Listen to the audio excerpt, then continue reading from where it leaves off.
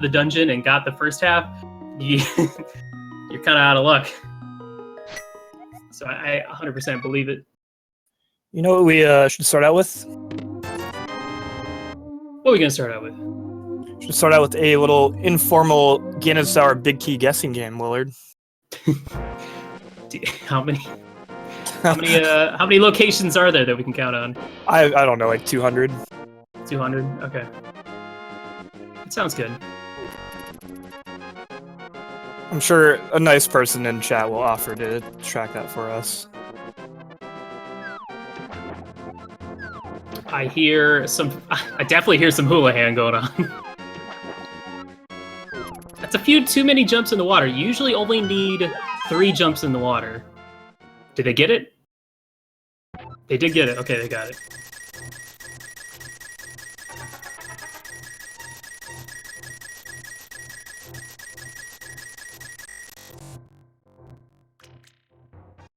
All right, guys, just give us a second while we get this figured out.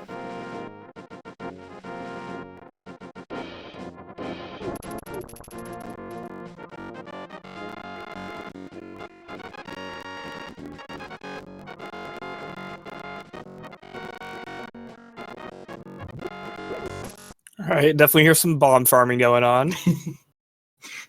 Yep. Now, it's always worth noting that the south of the Grove, where you normally get your flute and vanilla, there are 2 bush spots that are diagonal from each other that have a 50% chance of dropping bombs. And sometimes in my normal route, I'll either like go straight to Uncle and then save and quit and go Sanctuary, and then go for the Houlihan. And if I don't get bombs or rupees, especially bombs, I'll usually make that route down to South Grove to grab those bombs. All right, I think things are back in order. We're back in business. We might have missed a few things, but we will certainly catch up. Fill in the blanks.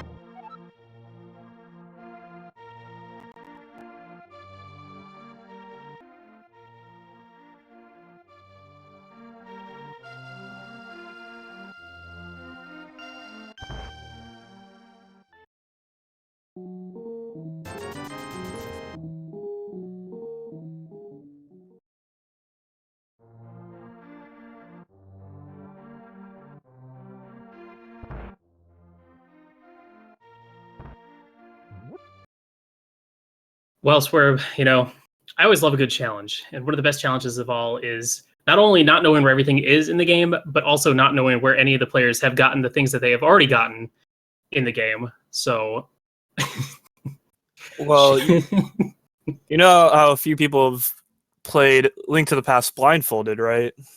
Oh yeah, That's like the same thing. I've been seeing a few people. I saw there's some Zelda 1 blindfolded going on recently, and some Zelda 2 blindfolded. I don't know if they were randomizer or vanilla, but either way, if you can do some blindfolded anything, any sort of game, you're a legend. Like, just right off the bat, legend, instant stardom. Yeah, that's impressive. Right now, we're doing some blindfolded commentary. That's for sure. Well,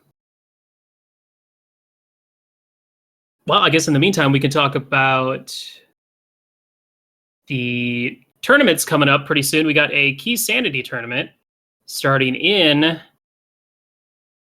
does that start? January? End of January, I think? That's like the end of this month or beginning of February. Yeah. That's going to be super hype. All right. I think we're getting somewhere. We had to swap out one of the players. We have now brought on Wolfman 2000. Once that gets set up. But I think, as far as I know, everything is good to go. Thank you guys for your patience. Let's get this going. Well, there's the boots to start off. Boots? In the back of Blind's house.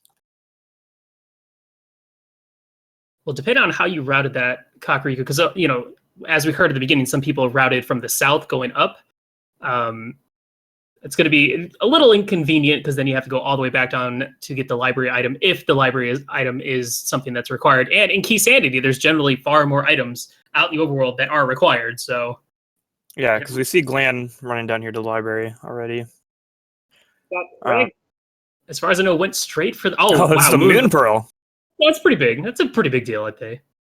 I would assume Reg might have taken a. There is a newer route that's kind of been played around with of going straight to Sahasrara Eastern, like right at the beginning of the game.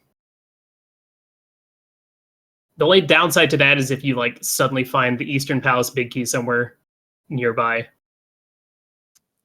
Yeah, but pretty much any choice you make at the beginning can kind of pay off or not pay off if you find something that would have helped the other choice, Mm-hmm. Like if you start by going to Kakariko and then you find a bottle at like Uncle or something, it's like, darn, I wish I'd done this first. Yeah. Every time I do like the south route in up to Kakariko, I always find the shovel in Blind's Hut, and I'm like, come on, man, I gotta. And that always leads to something useful. I'm like, whatever, dude. Right, we got, and then, sorry. We got, I think it's pronounced zelgadissan or zelgadissan.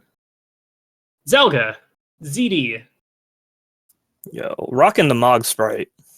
We got.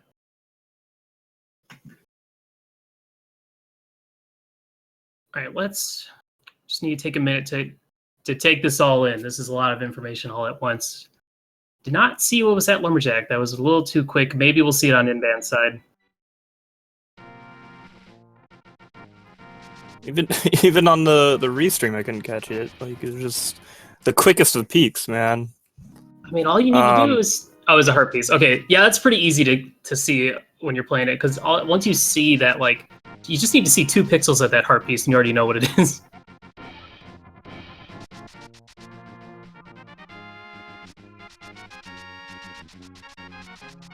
So there was one thing worth noting is Reg, who was in Eastern Palace, did find the Swamp Palace Big Key, which is only required to check the one chest in Swamp Palace. But if that ends up playing out in the end, I mean, could be very convenient. Yeah, the Swamp Palace Big Key and the Skullwoods Big Key, obviously like the least valuable big keys because they don't unlock a boss. Whereas the rest of the big keys, like, part of Keysanity is you can kind of... Obviously, you don't know what are pendants or crystals until you find the maps. But often you can kind of deduce what are probably the crystals because you can actually complete the dungeons before Ganon Sour. Because generally if a pendant, unless pedestal is required or something, like 1 or 2 of those big keys will end up in Ganon Sour. Mm-hmm. Oh yeah, definitely. But when it comes to Swamp and Skullwoods, the big keys don't really tell you any of that information. And we also did see a Desert Palace Big Key, which is one of the more important big keys in the game, if Desert Palace ends up being a crystal, or just required in any sort of way. Because you do need that big key in order to not only get the big chest, obviously, but also to get to Landmola. Yeah, for those that don't know, this is Keysanity, and what Keysanity does is it takes all the dungeon items in every dungeon, including Hyrule Castle, and Aga Tower, and G Tower, and shuffles them with all the rest of the... Whoa! So there's the Mire, Turtle Rock Big Key, and Dark Palace Big Key, all in the mini Moldarm Cave. Oh my gosh. This could be quick. This could be that sub-hour seed we were talking about. We already have like half the big keys. It's insane. It's awesome. Yeah, so basically, one of the major differences, other than all these items being shuffled everywhere else, is that you also don't know what the dungeons are. You don't know if it's a pendant or a crystal until you find the dungeon map in the overworld or in other dungeons.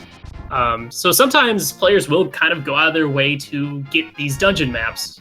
Like if it's on, like, floating on Lake Hylia, like, of course you'll go get that. If it's even the tiniest bit of extra information will be helpful. Now the compasses you can kind of ignore. All they do is tell you how many items are in each dungeon and how many you've gotten. But there may or may not have been our first bottle in Ice Rock Cave.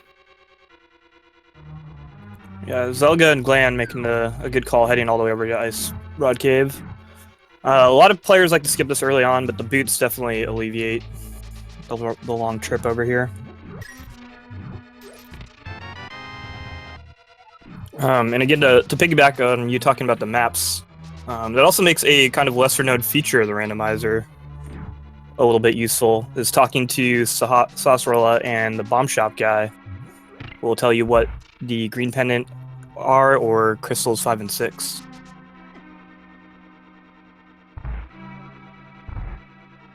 Yeah, and unfortunately, Zelga taken a death on the way back from Ice Rock Cave. I'm not exactly sure where they were heading to, so I don't know if it was necessarily like unfortunate or not, because they're gonna go check Bonk Rocks now. But we do see Glan setting up the water walk glitch using those fancy boots. Good call. And there's a small key on that lake island. Yeah, we So don't know. that's another good thing about Keysanity, is there's a decent chance you'll find small keys or big keys in those overworld locations, and you won't know whether you need them or not. That could be like Swamp Palace small key, which unlocks the whole dungeon. Oh man, Hobo dropping $300 on you. That's our Zora money. That's good stuff. Yeah, now, in my opinion, like, Swamp Palace is like the worst dungeon in Keysanity, just because of the concept of going in just to check that first chest if it ends up being something required that leads you to the Swamp Palace big small key or something like that. Like now, the Swamp Palace small key is like it's like a medallion to get into T-Rock. It's or pretty much. Gate of Samaria. It's so valuable oftentimes. Yeah, because without that key, you can only check one location, and it's kind of a pain to go check that one location. It takes a bit of time because you gotta go to the Dark World, mirror, like undo the dam, mirror back, and all for one location. And if it just ends up being like a rupee, Yeah, it just feels bad. It's very frustrating. But we got on Zelga's side, we did see that Thieves Town is our green pendant for today, which is always awful. Because Thieves Town is usually like, well, at least in like open, it's like that's like the freest crystal in the world. Yeah, it's always a good go-to. Except when you go there without the hammer. Keysanity, you at least need the big key to be able to get to the back half of it.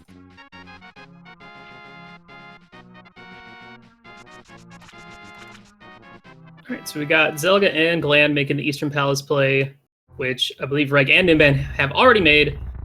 So players just kind of swapping places now. Question is where... We haven't seen Hyrule Castle yet. I don't think we've seen Agana's Cave yet. But those are kind of the big ones that we have right now. We also haven't seen a sword yet. Yeah, we've seen the back of the skate, but we haven't seen the front. Unless someone did it super early on. I don't know if... I imagine someone probably checked Uncle. Yeah, you'd think. It's hard to tell. It's usually like a pretty average like starting option. Go straight to Uncle. But for the rest of the escape, usually someone wants to wait till they find a weapon, and none of our players really found a reliable weapon. They do have the hook shot. Bombs or a weapon? Bombs. Yeah, where was hookshot? Anybody know? It's a good question. Maybe that's at Uncle. Maybe. But we have those. We have Zora still at large. The hookshot and glove could be used to do a little sequence break up to Death Mountain and get to the east side there.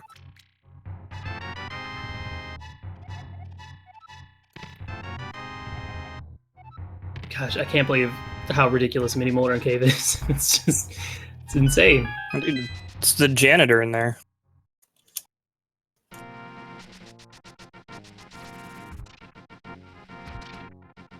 Now that is something interesting, something to think about. The sequence break up to Death Mountain. I mean, you can get all the way to East Death Mountain and check a lot of stuff over there. But at the same time, like... Well, I guess it's different in Keysanity, because, you know, right now, I don't think they have the Tower of Hera big key or any means to, like, complete anything in Tower of Hera except check those 2 chests.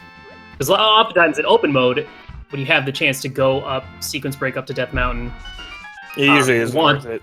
You want to be able to also go up and just do Tower of Hera, so sometimes you'll wait for the hammer or mirror or something like that.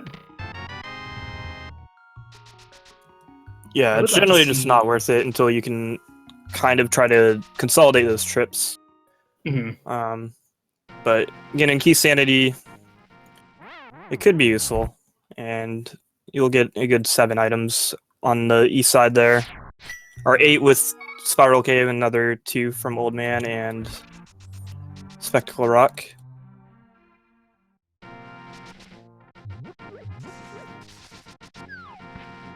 Ooh, man, everybody's dying to crabs. I think that's our 3rd crab death today. Glan was the only one that didn't die to a crab, and it was because he did the water walk and just straight up avoided them. Ooh, Dude, they're full deadly. magic. That's nice. Yeah, especially when you only have 5 hearts. Yeah, now everybody making the Hyrule Castle play pretty much at the same time. Yep. And Zelga didn't head in there. This must be where the hookshot was. There it is. That's pretty big. Wow, we got some sinkage.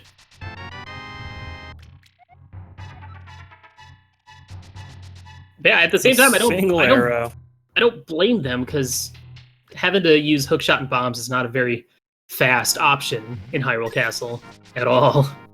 I mean, you need only 5 bombs to get all the way down to Zelda's cell, and then you can just use 2 pots to take out the ball and chain guy, but everything else is just kind of annoying. Yeah, and at least with the hookshot, it makes stunning them and blowing them up really easy and reliable. But it does make sense to explore other options first, looking for either like a sword or a hammer, even a bow maybe. Definitely explains why they all waited to the last minute to do Hyrule Castle. Stun drop is just a green rupee, just vanilla stun drop. So, I'm kind of There's the mitts. There's our Dark World access. Just like that. Quick Dark World access, 17 minutes in, and then that just opened up so much though. I was kind of expecting like a lamp to get up to Death Mountain or something, but going straight to the Dark World. Now, it's still kind of a scary situation because these players don't have a sword yet, and going through the Dark World with the boots is great, but dashing doesn't really work when you don't have a sword. Yeah, and then you run face first into like a Dark World monster that has like 3 hearts to you. Yeah. There's some really nasty enemies in the Dark World that can do a lot of damage to you, especially when you only have like 2 hits and you're done with a lot of these enemies. Ninban picking up their Titan mitts. It looks like Zelga might be setting up for the Death Warp to go check that middle chest.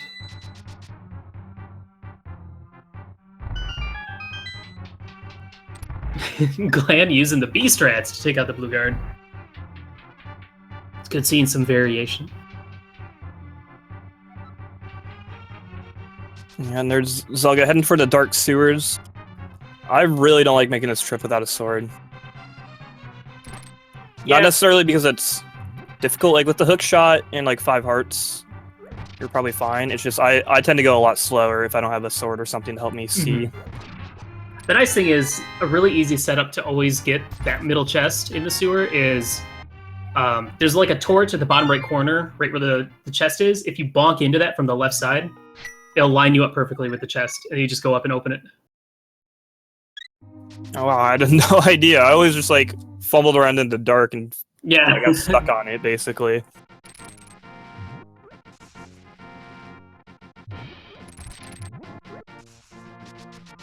Well, hopefully it ends up being something. Small key to Dark Palace. Well, more keys for Dark Palace is always nice to have. But at the same time, I'm going to be interested to see how many hammer jumps we see today. Because that's kind of one of the norms of Keysanity is if you can complete a dungeon and check as many chests as possible whilst also saving keys or being able to complete it with less than the required amount of keys, that's an advantage. That's a huge advantage. Hammer jump being definitely one of the options. Yeah, definitely. So there's 6 pod small keys at large. It's possible to clear the whole dungeon with using only 4 if you have the bow and you do a hammer jump, which can save you a lot of time. Sometimes like if you spend your 5 pod small keys looking for everything and you don't use one to get to the boss, you could end up getting stuck having to like search the whole world for that last small key. So definitely saving at least 1 is pretty nifty. for sure. One of the scarier parts is definitely that one vanilla big key location in T-Rock that you kind of have to... It's like a 50-50 choice. It's like, oh, do I check this or do I skip it? And it's either I have enough keys to kill Trinex, but I skip this chest, or I check this chest and just hope it's something required. I think I would always skip that chest now. I've been kind of unfortunate checking that chest in like every Keysanity that I've checked it in. Same. And then having to like hunt for that last Turok small key, so unless like I already have all the small keys, I don't think it's ever really worth. You have to be a desperate man. I think the last time I made the play, I also I saved right before I went to T-Rock, but I did a hard reset so that I could go back and so I didn't have to go find another key. But there's the two items in Skull Woods really quickly there. Well, Keysanity. Oh shoot, you're right. See, I get so confused with Keysanity, man.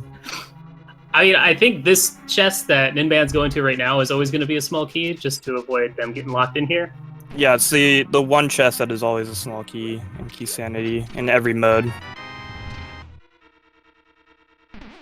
Just because, the ability to fall into this room, and then if there wasn't a small key there, the only way out would be a save and quit. Ooh, there's a mirror. That's a good start.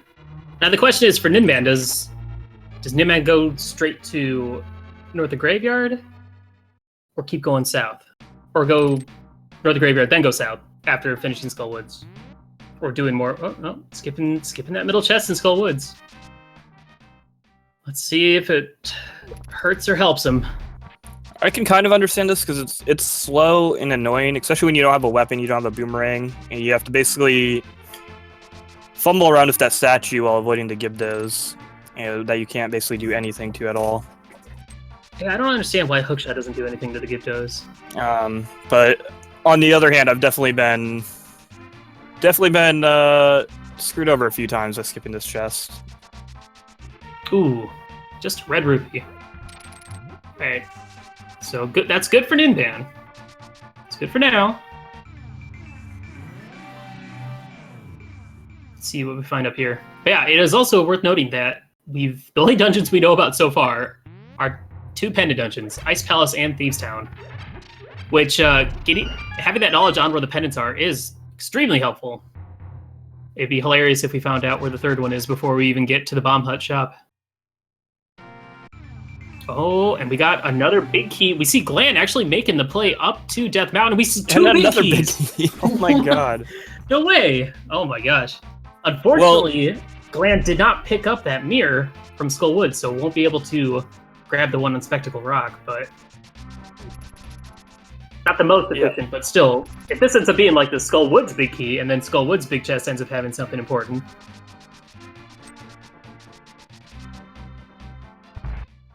Eastern Palace. All right. Yeah, the knowledge will definitely be helpful, but that is nice for the other three racers here, because when they finally make that Death Mountain trip, they can just go ahead and grab that that big key. So again, kind of consolidating their trips there. Yeah, we also got a small key on Bumper Cave. So small key on Lake Hylia, small key on Bumper Cave, and another overworld death. These enemies, they do so much damage when you only have green tunic. And I think it looked like it might have been because of a dash. Fortunately, having the Titan Mitts, it's going to be a quick trip right back in. And another useless Skullwoods key in the chess game. Out of all the keys to get when you're playing Keysanity, that's the worst one. Every time I get those, I'm like, oh, come on, man. Skullwoods and Mire are just the most useless small keys. Yeah, because doesn't Ice Palace isn't particularly useful either. True. Having one is nice because you can go right at that crossroad, but all of those dungeons you can, if you have the items, you can full clear without bringing any small keys with you. All right, Paradox Cave holding a bottle, a blue tunic. That's nice. Heart container, bombs, and the other item was a compass. So no progression, but that blue tunic is going to be helpful. So we got Zelga and Ninban. Oh no, Zelga just opening up Thieves Town for now. Ninban diving in. Yeah, it's a green pendant thieves town, which I don't know. Pendant thieves town is just either it's 100% completely useless, or blind has a required item, or the big chest has a required item. Oh, And there's oh, and a quick mirror. that's So I always hate the front four and leave check in open, but in Keysanity it's totally a different situation. I kind of like doing the early four chests and skull or thieves down and leaving, because sometimes you find something nice like the flute. it definitely makes sense. I don't know if they have the Thieves Town big key, so they wouldn't be able to progress. No, we haven't seen that one yet. If they didn't have that one, they wouldn't be able to progress. So it definitely, like, these 4 chests are just overworld chests now. Oh, and there's I think a fire rod in Spiral Cave. Let me recheck on the restream. It is a fire rod. Ooh. Well, that opens up one more chest in Skullwoods. Of course, they still need a sword before they can kill Mothula. I'm surprised we have not seen more not gloves, excuse me. We need more gloves, Swerve. More gloves. More gloves. I want 6 glove upgrades in the next randomizer. More color options. I want more palettes. I'm surprised we haven't seen more maps. Yeah, usually you find a lot of maps and compasses early on, because those kind of become garbage items. Oh, and there's your Ice Palace small key. Which, there's still quite a few items away from even thinking about Ice Palace, especially with it being a pendant. I could easily see Ice Palace not even coming into play this seed. Ooh, now I want to know what's in Checkerboard Cave. This also, with Mitts, Flute, and Mirror, will get them into Desert Palace, where they do, I believe, have that Desert Palace big key. Yeah, they have the big key. They have boots, so they definitely have access to most of it. And actually, with that fire rod, you can technically light the torches and kill ammo, but you're not gonna have much magic. You're not gonna be able to miss. And we got Burnicane in Hookshot Cave, as well as the Ice Rod. Wow. Death Mountain, both rods. I'm expecting a pendant T-Rock at this point. No, nothing should ever be this free, right? I mean, there's still a lot of things to go. And Turtle Rock now has the big key and small keys requirement, so it's no longer just finding the 2 rods. Normally in like open mode, I would be like, yep, Turtle Rock's got to be a pendant at this point. But considering it has more things locking it now, even more things, I feel like it's hard to tell. In Keysanity, it's very rare to not dip into every single dungeon at least once, whether it's pendant or crystal. Definitely, especially like it's kind of like that Thieves Sound situation where you got those front 4 that are really easy to check, that are basically overworld locations at that point. Mm-hmm. And there is Bombos from Old Stumpy there.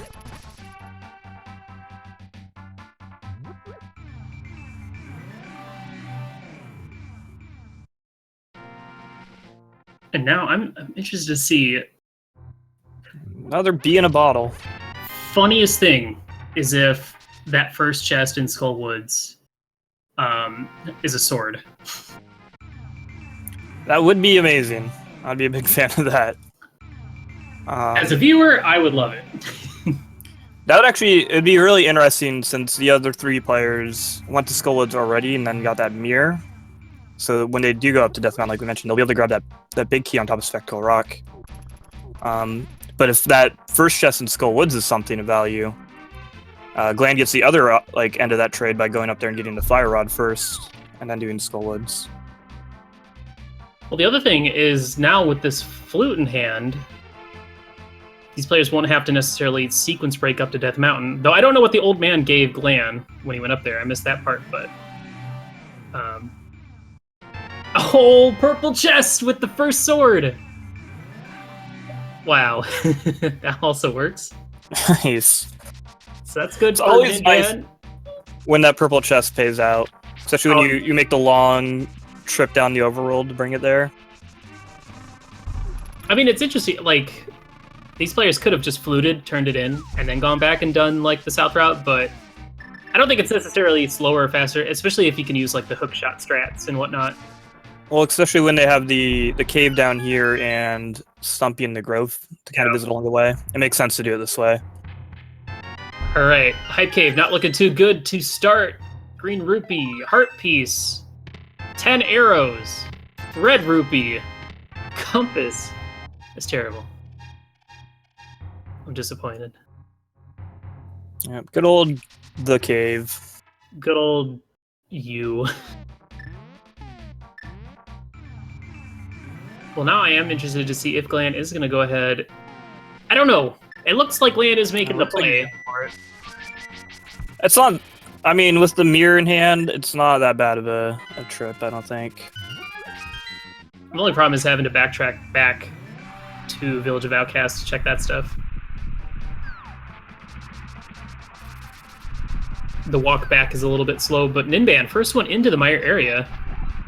And see what mire it requires. It looks like Quake. Quake is required for mire. Oh, and there's the flippers. Woo. Well, now I'm really curious to see what that small key on Lake Hylia is. There's Reg picking up his sword from the purple chest. A mysterious mushroom on a desert ledge. Oh man, that could be anything. So I'm assuming Ninban's going to go ahead and check that. Well, he's going to check desert. He still has to check Checkerboard Cave as well. Let's see what's on the torch in desert, because that could be pretty big. Okay, he's going to be able to check everything except the... Oh, no. He does have a Desert Palace small key, so he'll be able to check everything. Everything but the boss. Yeah.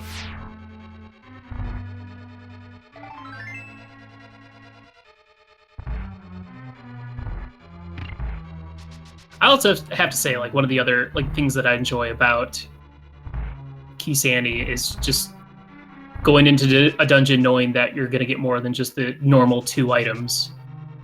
Like, Pod is just enormous now with items. Of course, it's still, like, potentially all junk items.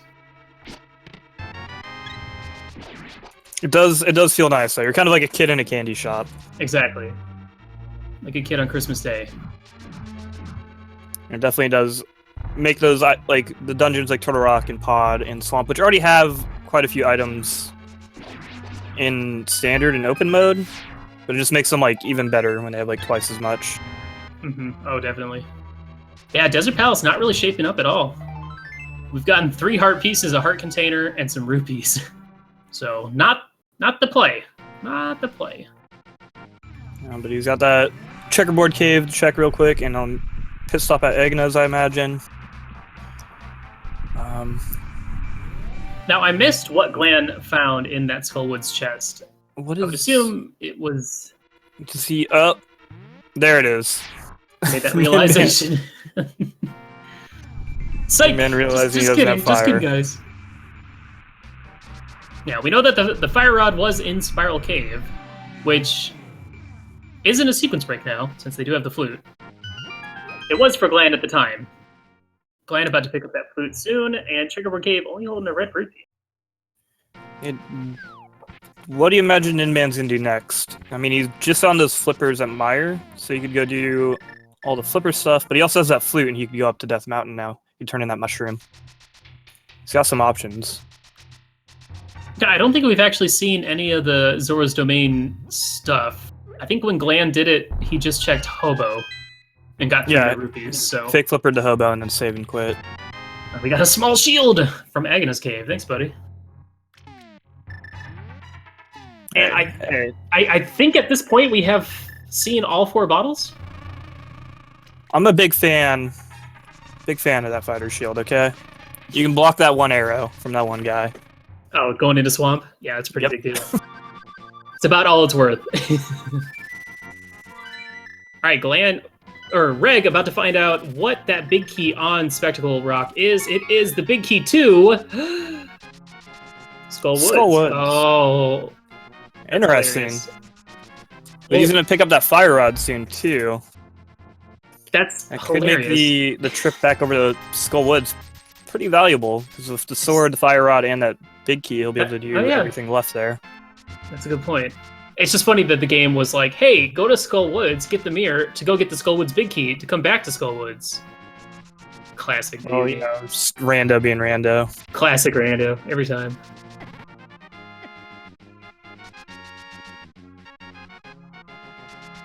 Man, I can't believe 35 minutes in, and we have this many big keys. Yeah, you're only 2 maps, I think. Mentioning linear garbage earlier, and this feels like it's going to end up being very non-linear when you have access to like more than half the big keys already. Mm-hmm. Yeah, because sometimes with seeds, it'll be like, all right, you got the big key, go to this dungeon.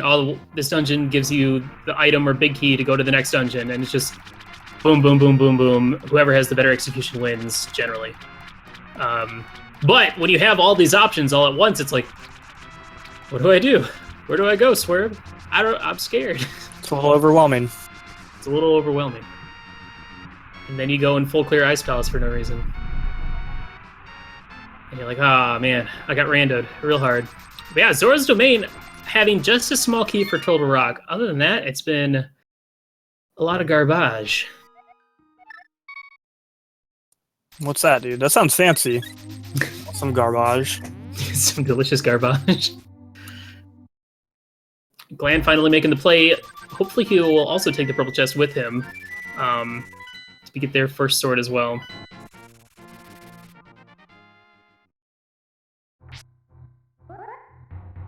So yeah, it's just an example of how one minor difference in routing can completely change how the rest of the routing plays out.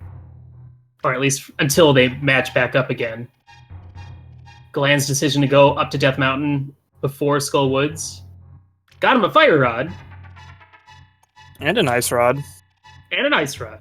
And a blue tunic. But now that you've been up to Death Mountain, kind of less likely to go back up again. So it depends on if that Skull Woods big key ends up becoming a crucial part of this run. No, the old man had a bottle. Or Tower of Hera. Did Red go into Tower of Hera? Did I miss that? I don't believe so.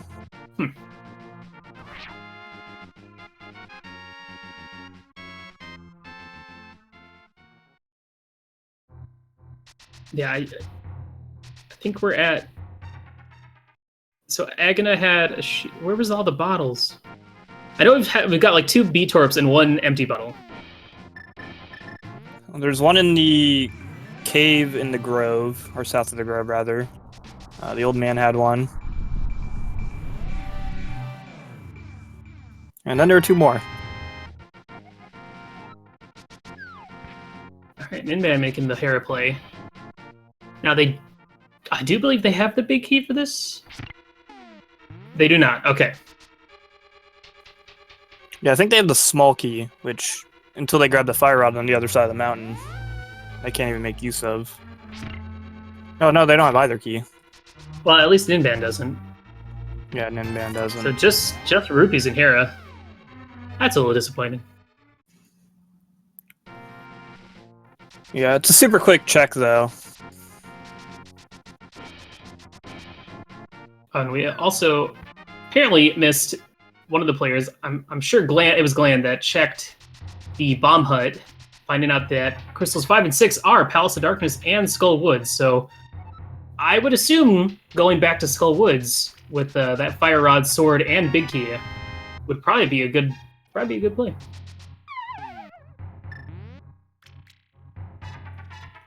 Yeah, I don't believe any of the other players have confirmed it as a crystal, but knowing where 2 of the pendants are, it's a pretty safe assumption to make.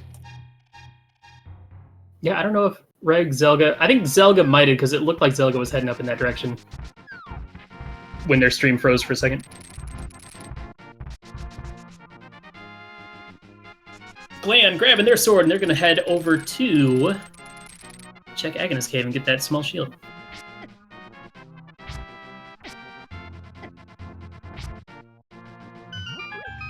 I mean, his fighter's sword needs a companion.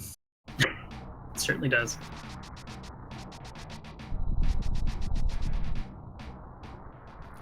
better than nothing, I guess.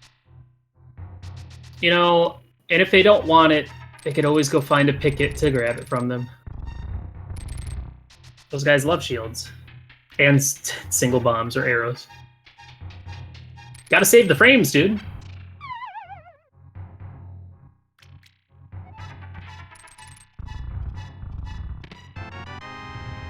Yeah, at this point, all our players are just kind of swapping places. Mostly Glan swapping places with the other three, is what it seems like. Yeah, Reg, Ninban, and Zelga more or less been kind of on the same path here.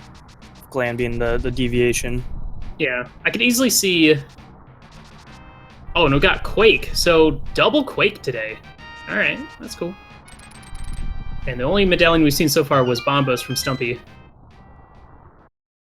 Which, I don't know, did Reg pick that up or not? I have to wait and see a pause menu. I couldn't imagine, because they did get their sword, so they did take that route down to Stumpy. Or, to turn in Purple Chest. But yeah, I'm actually curious to see...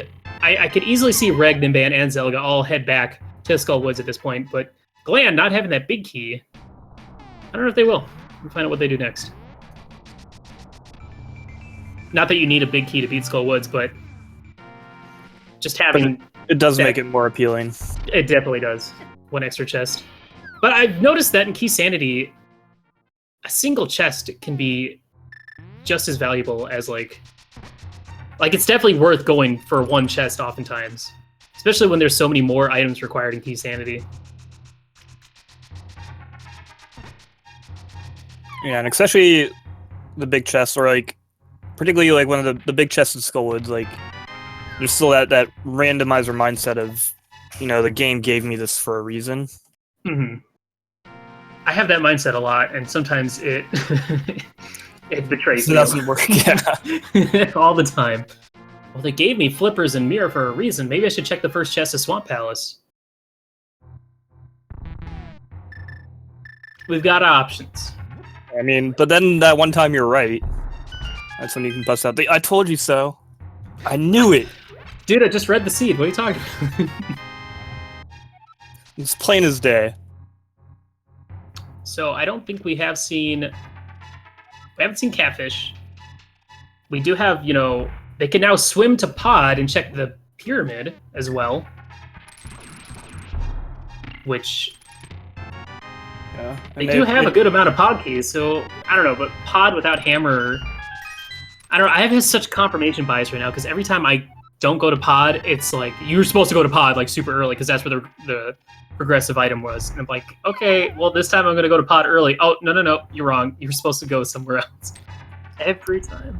Yeah, that's how I feel a lot too. It's really easy, yeah, to have that confirmation bias, though. Because you'll notice when it's basically when things don't go your way. But when it's like 5 or 6 seeds in a row, is it really confirmation bias? I mean, I guess you got to do it like, you got to base it on like 10,000 seeds, not just the last 5 you did. But finding like a few pod keys super early on, like we found in the seed, means that for sure the first like 3 or 4 chests or so in Pod are in the logic. After that, things get a little muddy since you can spend keys in different ways. And so typically, in my experience, if you have like, you know, 3 pod keys, you want to at least check those first few chests. Whereas if it wants you to explore the rest of Pod, you're gonna find like all of the small keys. Mm-hmm. Yeah, definitely. Well, this is interesting. Before it was Glan was the lone wolf, but now it seems Glan has joined up with Ninban and Reg to finish out the rest of this dungeon.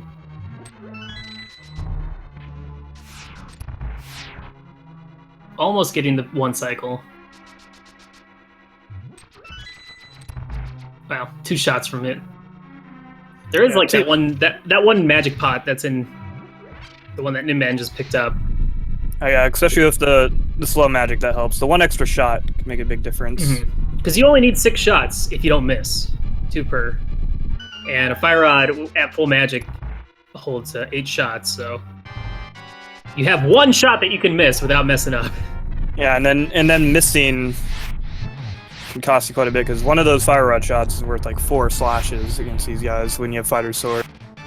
Yeah, and unfortunately, Ninban missing 4 shots, and we got our 3rd pendant from Desert Palace. There it is. We've got our pendants. That's hilarious. I love this video game. Yes. It's so good.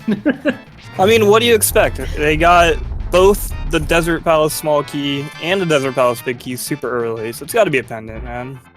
Well, it's hey, obvious. At least they got. Hey, they got a pod small key for their trouble. Exactly. Clearly, that's got to be the next play, right? Dark Palace. Is Glan? Glan, what are you doing? What are you thinking about? I don't know if he was just checking the island, because I know he's seen it earlier. But I think that was an attempt at Ice Palace, and then he changed his mind instantly. But, you know, there is that very small chance that it could be Hammer in Ice Palace. We've seen it before. Yeah, that's got to be possibly the worst possible location for Hammer. Like, yeah, like, early Swamp is super annoying, but Ice Palace is Ice Palace, dude. It truly is. And it looks like Glan was actually just switching to a more efficient routing, turning in the mushroom, and then hitting up Zora.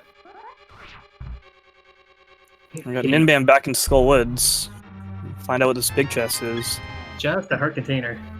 So that's good for Glan, for now. That missed Skullwood's big key is not going to hurt him at all. And we got Zelga finishing up Desert Palace. I think Reg was the only one that got the 1 cycle. It's also worth noting, I don't think spins with the fighter sword do any extra damage. But nope. It does extend your hitbox a little bit, so it's easier to hit him as he's coming out of the ground. Because sometimes he'll miss with the slash. If you're unlucky.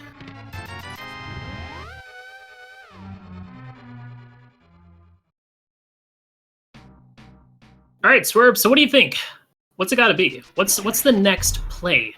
So we've seen a lot of nothing lately. A lot of nothing. It's either got to be something. It's got to be. I don't know. It's either got to be Mothula or Pod. You know, it's going to be on that sweet pyramid. My money is on Pod right now, but I think doing Mothula first makes a lot of sense. This is also not going to be a very fun fight with only fighter sword and no half magic. They do have blue mail, so they can play it a little bit safer. Yeah, they have blue mail and a dozen hearts, so you can play. It might be a little slow, but they can definitely play recklessly. And tank quite a few hits before they have to worry about dying. Well, now at this point, maps are useless because we've already found all the pendant dungeons, so we already know all the information we need.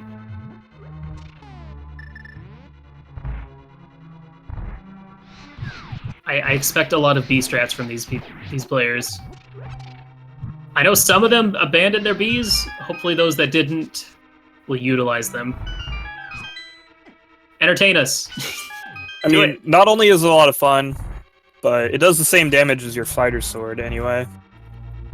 Honestly, every time I try and use B strats, the Bs just end up knocking Mothula into me and killing me.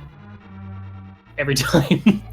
Well, you gotta train your Bs, dude. It's very unfortunate.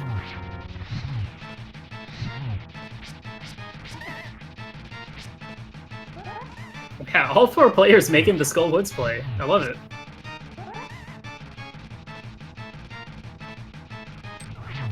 Well, yeah, like I said, it makes a lot of sense. This is something they're gonna have to do regardless. Mm-hmm. It's a little bit slower than if they waited until they had a better weapon, but might as well just get it done. And if this happens to be the progression, they're set. Otherwise, after that, they can start choosing between where to go. This is awesome. All 4 players fighting Mothula at the exact same time with pretty much the exact same gear. Glan pulled out the B strats. Ninban pulling out the potion strats. And we got a lamp. Go B, go. Lamp off of Mothula, which puts Pod in logic.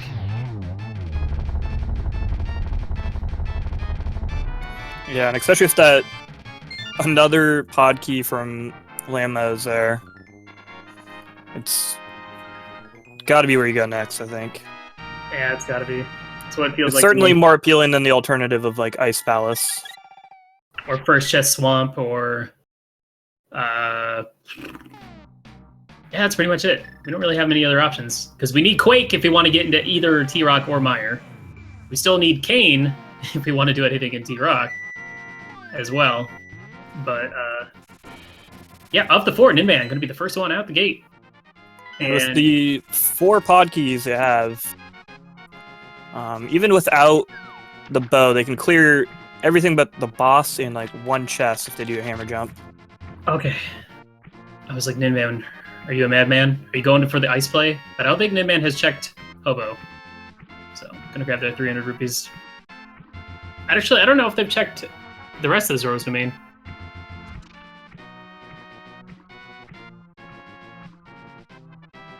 Yeah, I'm not sure either. And in that case, it definitely makes sense to check these easy locations before you go dungeon diving and essentially likely committing yourself to a double dip at this point. So the question is, where is Glan off to next, and where is Zelga? Zelga is going to check the big chest, get their heart container, but where's Glan going? I believe they're just going to run over and swim across the water to pod. So without the hammer, it's the only real way that they're supposed to get there. Wow, surprisingly, I guess Glan hasn't checked Bumper Cave and maybe not even checked North of Graveyard yet, so that would be why. Now, wasn't the sewer chest also a palace big key? Or small key? Which, lamp from Soul Woods would get you that small key, so... Because Glan has 5 right now. And it looks like Ninban is making that play right now.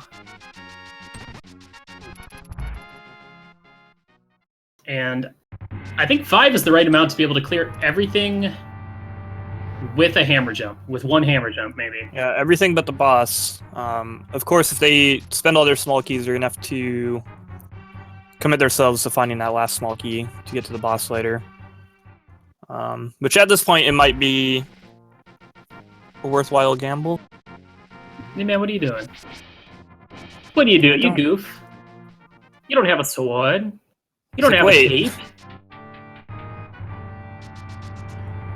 I mean, I kind of like where his head's at.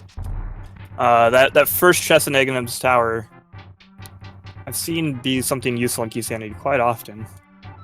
Yeah. I think recently I had like a Thieves Town big key in there. Ooh, what's Catfish giving us? Pod key. Yes, that's it. That's all 6. We found all the pod keys. So there's going to be a bow in there, right? Bow and hammer are going to be in pod at this point. That would be epic. I don't know. I think they're going to get randoed, man. I'd be so mad if these players didn't have to double dip pod. It's gonna be like hammer with bow and Ice Palace or something. Oh yeah, that'd be a good one. Ninban, please. A little too excited there.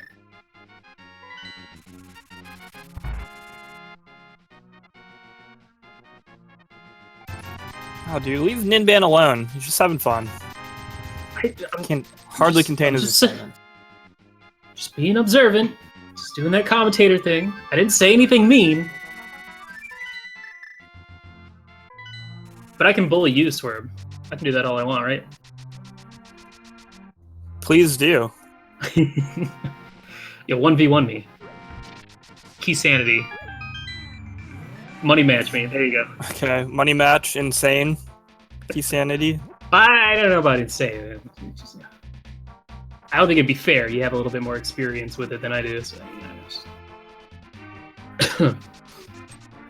Anyway, first check of the pyramid by Glan. Let's see what we're going to get. Losing his spin speed by running into it, but step up the stairs and all of a sudden spin speed is back. Only a compass, though. I like this play. This is a smart play, actually, to do Catfish into this check. The other option would have been to go down to go through the Ice Palace Dark World section to get to here, but putting off Catfish can make or break a run, definitely. Yeah, it's another one of those kind of far off in the corner of the world locations. That's really easy to overlook or put off. Because compared to a lot of other locations, it eats up a lot of time. But it's another one of those things, whenever you you save until the last moment, it ends up being your bow or something you need. I also feel like in Keysanity, you can kind of take these... Well, there's a Master Sword in the first chest. It's a good start. So it's bow locked, right? No, it's not. So it's going to be that first item in Agnum's Tower, right? It's going to be the bow. Oh, that'd be amazing. Please, video game. Please, RNG gods. Grant us this one wish. It's also worth noting that that could have been their first sword if they didn't do purple chest.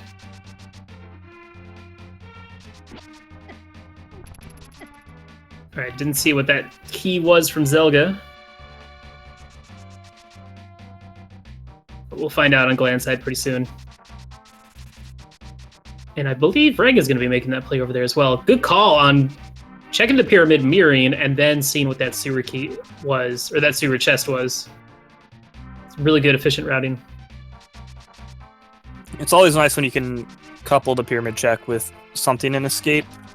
Mm-hmm.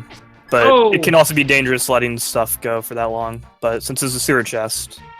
Yeah, I kind of do the same thing with, in open mode, I try and combine Pyramid Fairy with Pyramid Check, just to be as efficient as possible, but it depends on how the seed goes. And that can sometimes bite you. There's a shovel! I think the moral of our commentary is whatever you could do in Randomizer can sometimes bite you. Mm-hmm. You just gotta be able to take that, adapt, grow, get better. We see Glan going for the bomb jump. Wow, that perfect lineup on the way down. Only an arrow upgrade. And the other nice thing about Pod is just... There's another sword. Are you serious? There's a tempered sword on Zelga's side in the basement. Oh man, so much for Master Sword Ganon. Of course, we're still looking for silvers, so... I always like seeing some good silverless play. Another small key for Ice Palace. It is nice. Again, with Keysanity, I just feel like I end up coming so close to 100%ing seeds. It's very rare not to have at least Tempered Sword, and usually either gold or silver or something. Yeah. What? Did you see what was in the maze? The other item in the maze series? It was the Swamp Palace small key. Now, of course, that only means that they can check 2 chests, because they can't really do too much in Swamp without the hammer. That's double the value, though. Double. Compared to not having one. Small key. I'm talking 2 values, not 1 values. 100% more items. Yeah, Ninban saying hi to the mimics. It looked like he was going to toss a boomerang at him.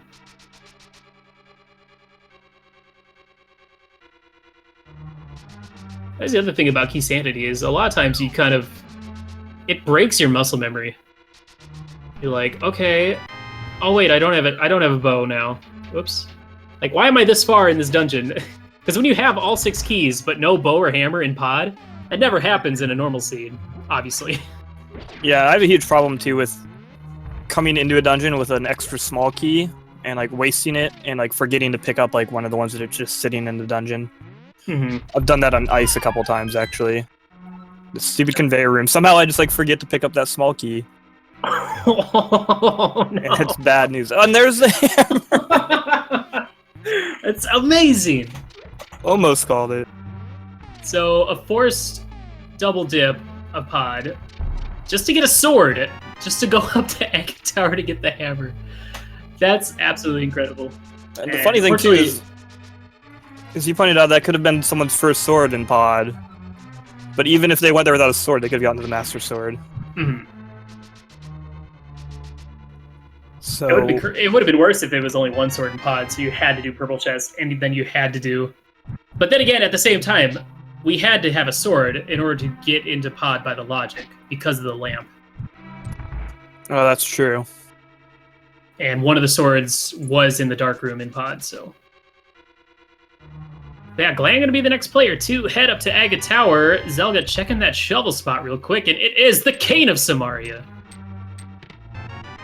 And apparently the second chest, I believe, in Agate Tower was the Quake Medallion, thus opening up both Meyer and T-Rock. So this game just opened wide open.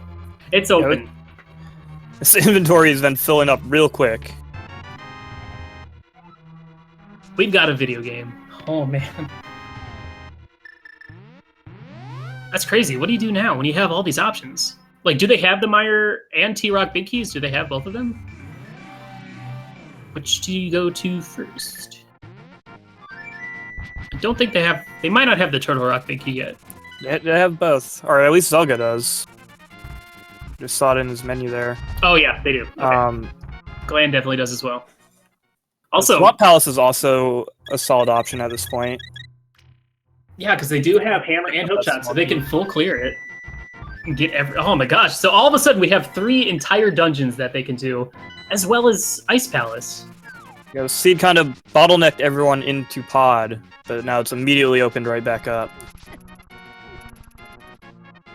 And we got, it looks like Glan's going to make the Swamp Palace play. Reg going back into Eastern Palace. Wait. Oh, just to check the big chest, I guess. It's a pretty risky play when you don't have the bow. But what if it is the bow? Vanilla bow would be... That's game over, isn't it? Too perfect.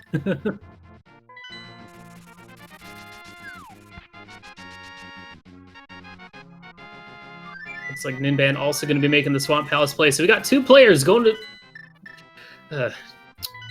take that back. Ninban, why? Oh, Ninban hasn't been up to Agate Tower yet. Never mind. He doesn't have the hammer. So I like this. I like seeing route divergence here. Mm-hmm. Because that's the fun part, is finding out... just tends to make the races more interesting. And then as viewers and commentators, we get all of the knowledge. Yeah, I believe Reg and Ninban still both need to make that trip into Agate Tower, which it's an easy one to forget. Though Ninban already tried to go to Agate Tower, I believe. So yeah, you would imagine it'd be fresh on his mind. Mm-hmm.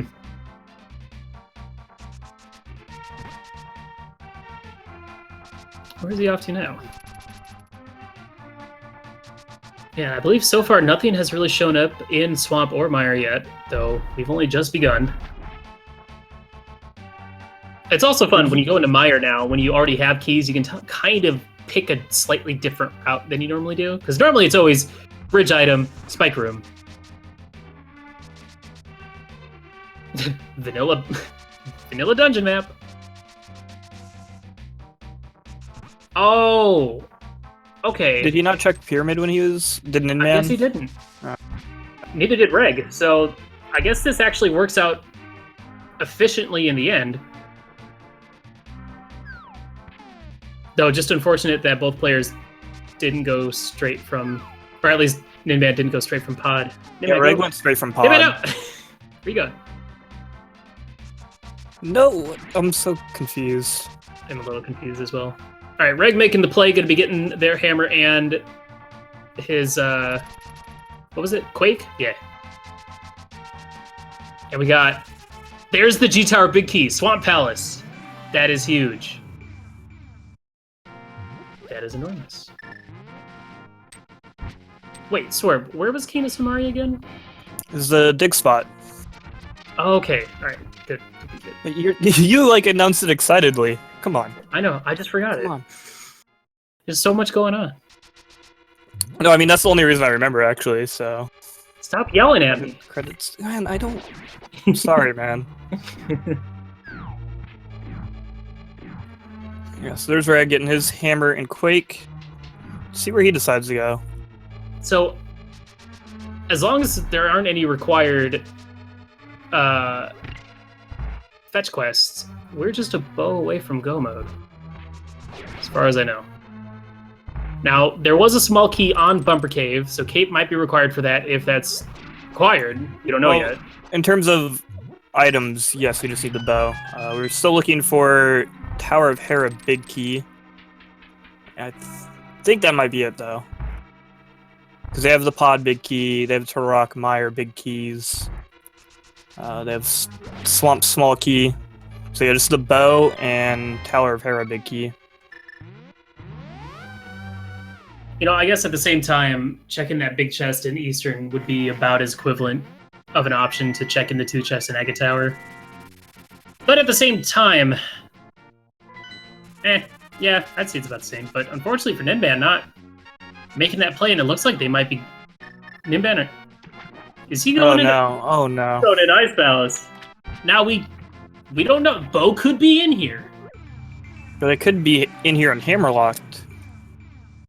Oh yeah, that's true. I mean, for all we know, it could still be a pedestal. Like, I'd be kind of thrilled about this play if he had at least just picked up that hammer first. Yeah. It's just kind of unfortunate having the knowledge that we do. Mm-hmm. Ooh, Zelga's got to be extra careful. No cape, so you can't do dash strats. No bow, so you can't just shoot him from afar. Going for the damage boost strats. The general NMG strats. Taking out the eyeballs. Nice. Good play. Have it use a blue potion. That's what it's there for. Ooh, gotta be careful. Yeah, the big eye hurts. It does a lot, even with the blue tunic. Alright, so... Red gonna be making the Swamp Palace play as well, gonna get that G-Tower big key, which, as far as I know, has been really the only big item we found so far. Zelga picking up a small key for Turtle Rock. Oh, what item did the Ganon Tower big key end up being? Someone in chat, I hope is counting, please. Yeah, guys, get on that. We have a prize for whoever gets that right. Should include that in the endgame stats. Chest number, like it counts how many chests you opened before you got the G-Tower big key? Yeah. That'd be good. I'm seeing a 178 and a 157 in chat. I don't believe in either of those, but thank you guys. You tried. You put in a good effort. Alright. Seeing some nice strats on the Argus side for Glan, yeah. Love seeing quick work there. I'm terrible at the Argus quick kill. I've never tried it. Or at least if I have, I try it for 1 second and then I bail. Yeah, I do the same. Like, I usually just end up wasting time trying to do it. I can get the first, like, 3 or 4, and then... Ooh! Yeah, what? Okay. Tower of Hera, big key, in Ice Palace. Definitely Ice Palace required. Definitely required. So that's big for Ninban. And hopefully that's all that's in here. Yeah, maybe it'll work out not having the hammer. Because, you know, Cold Stare could just be a waste of time. But that's huge. The only problem, though, is that going to send Ninban back up to Hera as opposed to going to Agate Tower?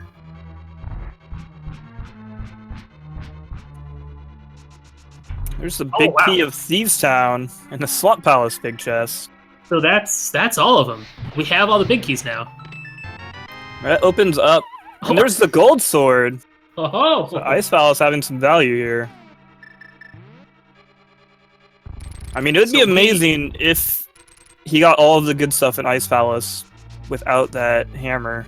Oh, we don't have the Ice Palace big key. Okay. I guess he's going to go back up and check the tea room then. That's about all he has left he can do. But yeah, as of right now, the only thing we need is the bow. Because even if we don't have all the small keys that we need for each of the dungeons, we can still get by with what we have just by skipping a few chests. So I'm predicting back of Thieves Town now. Yeah. So we just found that big key. Opens up the other 4 locations there. Actually, I don't know if we've seen the Thieves Town small key, which would be required to get to the big chest.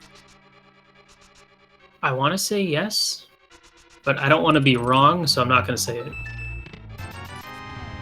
Aw, just a big 20. Well, still, that Tower of Hera big key is huge because, you know, depending on where that bow is, you know, Ninban could hit go mode before having to touch some of the dungeons. Yeah, you really want to see him head to Ega Tower here, but it looks like he's going to head up to Hera, which makes sense from his perspective. Mm-hmm. Oh, and it was a red tunic on the left side of Swamp Palace, as well as, I believe, a bug net. Yes. Not the most useful, the bug net, that is, but still nice to have. Yeah, we got Glan kind of swapping places with Zelga here. He's over in Mire, and Zelga's over there clearing Swamp. So Ninban, only one heading into uncharted territory. Mm-hmm. Using that Hera big key just found. If Moldern's like holding the bow or something, maybe? But yeah, that bow can be in so many places, and generally, I mean, it could still be on the pedestal. Don't want to rule that one out yet.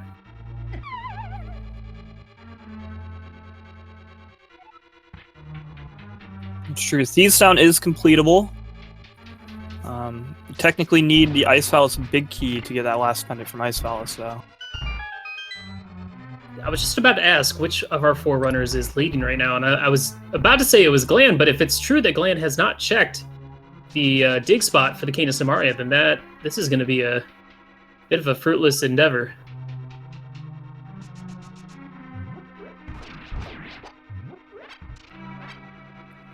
Yeah, it's just unfortunate finding that shovel kind of when our players did.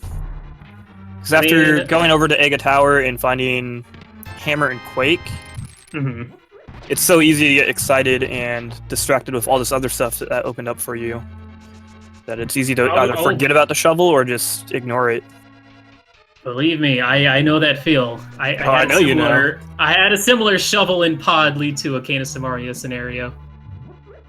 Oh, never forget. But yeah, it is definitely part of the fun part about Randomizer is, you know, a lot of it is mentality. You know, execution is important, but just understanding of the logic and just being able to memorize all these crazy locations and every single item you found and where it leads to next. It's a pretty big deal. Also, I'm assuming Ninban has the shovel if he also did House of Darkness. Dude, that is a one basey Molder in death. Man. Unfortunately, nothing of value going on in Tower of Hera for Ninban. Yeah, it's unfortunate for him. For the rest of our players, that does mean they might be able to do the fun clear Hera for their last dungeon and then head right into GT. Yeah, that's always nice. This also means we're going to get a Go Mode G Tower. So this is, depending on where that bow is, which, you know, it's not in Mire, it's not in Swamp. Where is it? What do we got left? We have Thieves Town, Turtle Rock.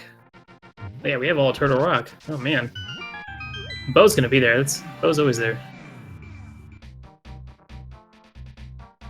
Yeah, there's a pretty good chance it could be at this point. Yeah, at this...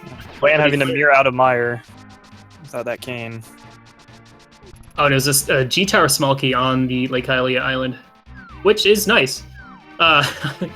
We have Glan making that move onto Ice Palace. Oh, this is big. The other thing is, it's so easy. If you find, like, a G-Tower big key in Keysanity, and you just go straight up the gauntlet, not even thinking about picking up a spare key. Because you need at least just one key to get up the gauntlet, kill the mini Helmassar, and then you're good to go. But if you go up and forget that one key, it's terrifying.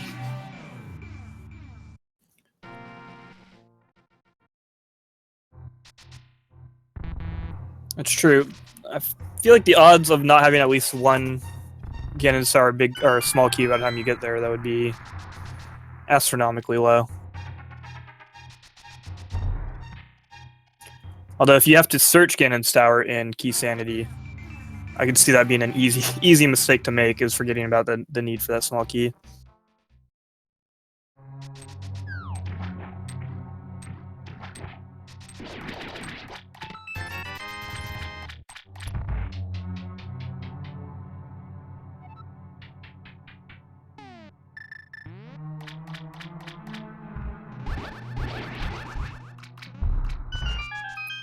So Glan working his way through this first Pengator room. This will be exciting to see essentially what Ninban mixed in Ice Palace. If it's the bow, that's going to spell a lot of trouble for Ninban. He's already kind of falling behind a bit here by not going back and checking Egnim's Tower, which holds the Hammer and Quake.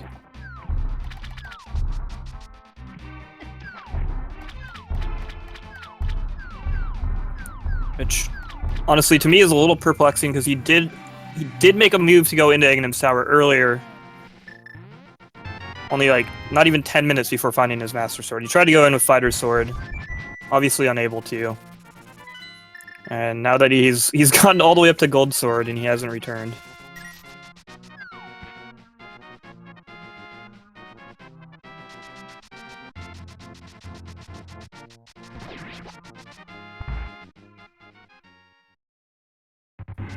Zelga making the move into Turtle Rock.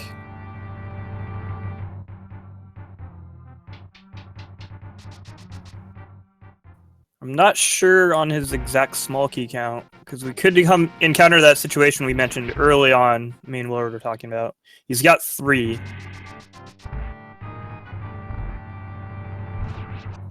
Early on, we were talking about that vanilla big key chest location that requires a small key to open. Turtle Rock has 4 small keys out in the wild here. So if he wants to full clear this dungeon, he has to skip that one chest. Which at this point would be the smart move. Killing Trinex and getting his item is going to be a lot more valuable than checking that one chest. Ooh, we got Zelga making the play up to T-Rock. Nice.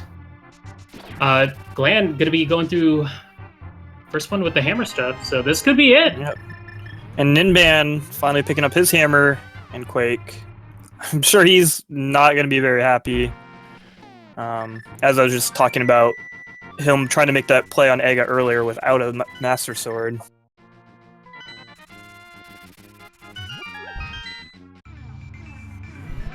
Man, now I wonder how long until Ninban and Glan remember to check Shovel Spot. I mean, when you have all these dungeons looping over you, it's really hard to think about one fetch quest item. Yeah, because we see Ninban making the same sort of move Glan did. He's got Quake, he got Hammer. It's opening up Meyer here. It makes a lot of sense, like they have access to Meyer. And nothing yet going on in T-Rock, so... Still a lot going on. Still a lot left in this dungeon, though. Oh yeah, we're just getting started. Glan picking up his gold sword. And yeah, Zelga's missing 1 small key for Turtle Rock, so we're probably going to see a skip of that vanilla big key chest. And if only every dungeon had some sort of, like, hammer jump thing.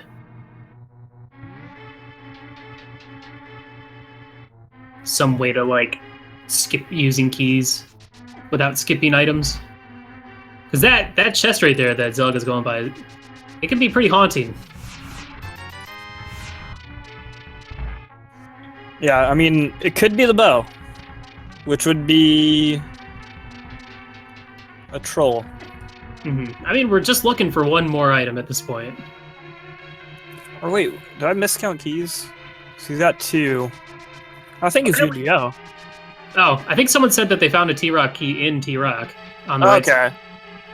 Yeah, I see that in chat. Okay. So that makes sense then.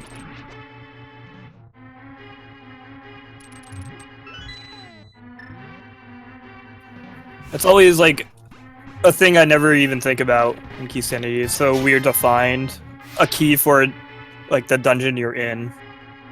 Hmm. Dude, I was so mad yesterday. The Keysanity I played in, T-Rock, Big Key was in T-Rock. And that was my Go mode item. Yeah, it's terrible. It's just like, you know, if you find how do you plan Kane for and that? Meyer, or... Yeah, exactly. It's the exact same thing as finding Kane and Meyer or Hookshot. Like, vanilla locations. Like, why? I don't know if... Oh, I guess that is working. I don't think I've ever seen Brian strats on...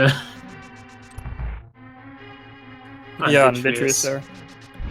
Definitely worked. It's a safe bet. It's probably a bit slower, or it's definitely a bit slower than using spin slashes and damage boosting. Yeah. Well, the thing is, because I feel like, do the sparkles for the Kane actually damage the eyeballs, or is that all sword damage that's being done to him? Because it seemed like it required a few more dashes through than it normally does. So. I'm not really sure. I wasn't exactly paying attention. I'm not a fan of the dash strats on Vitreous at all, unless you have the gold sword.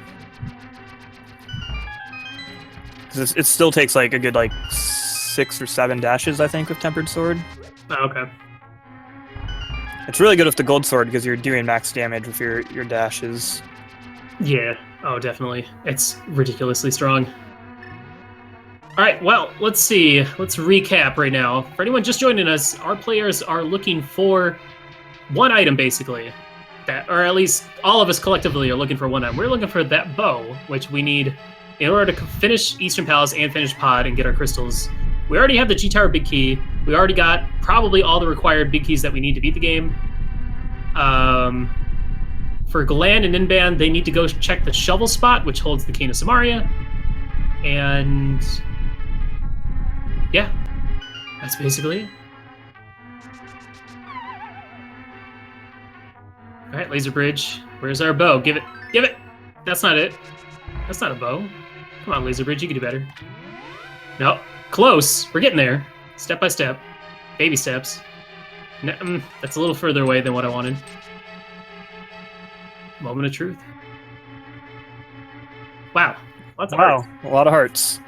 All right, try Could next. still be on Trinex.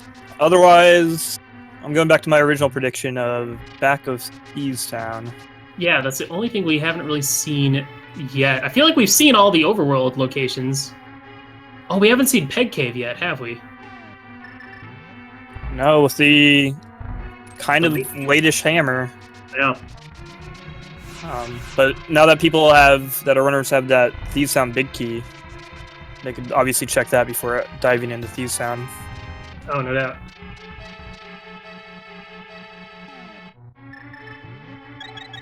But again, it's just one of those things where I was talking about. They gave you that Thieves Town Big Key. You gotta usually assume it's for a reason. Mm-hmm. Well, other than... oh, it is a pendant, yeah. It could be on Sahasrahla. Ugh. Could be in Pedestal. Or wait, no, we still need the Ice House Big Key, I think.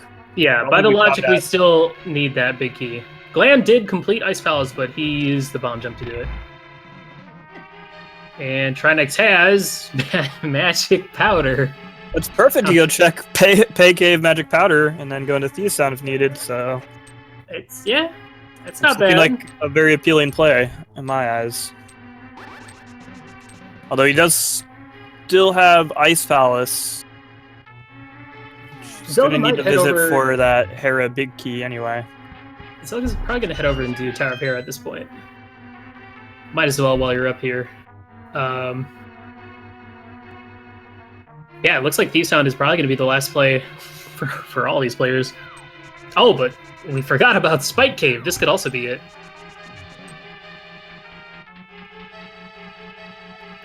Yeah, because I don't believe Zelga hasn't been to Ice Palace yet to get that Hera Big Key. Oh yeah, you got a good point. That'd be why. Nope. Oh, it's the map to Swamp Palace. Oh, baby. Ah, such value.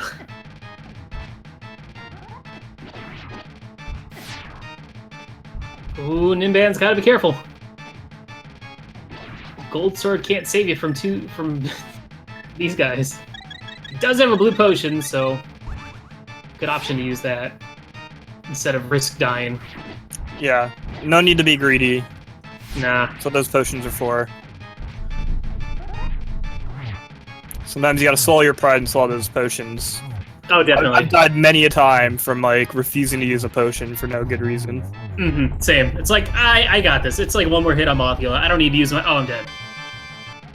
Alright, no, that's cool.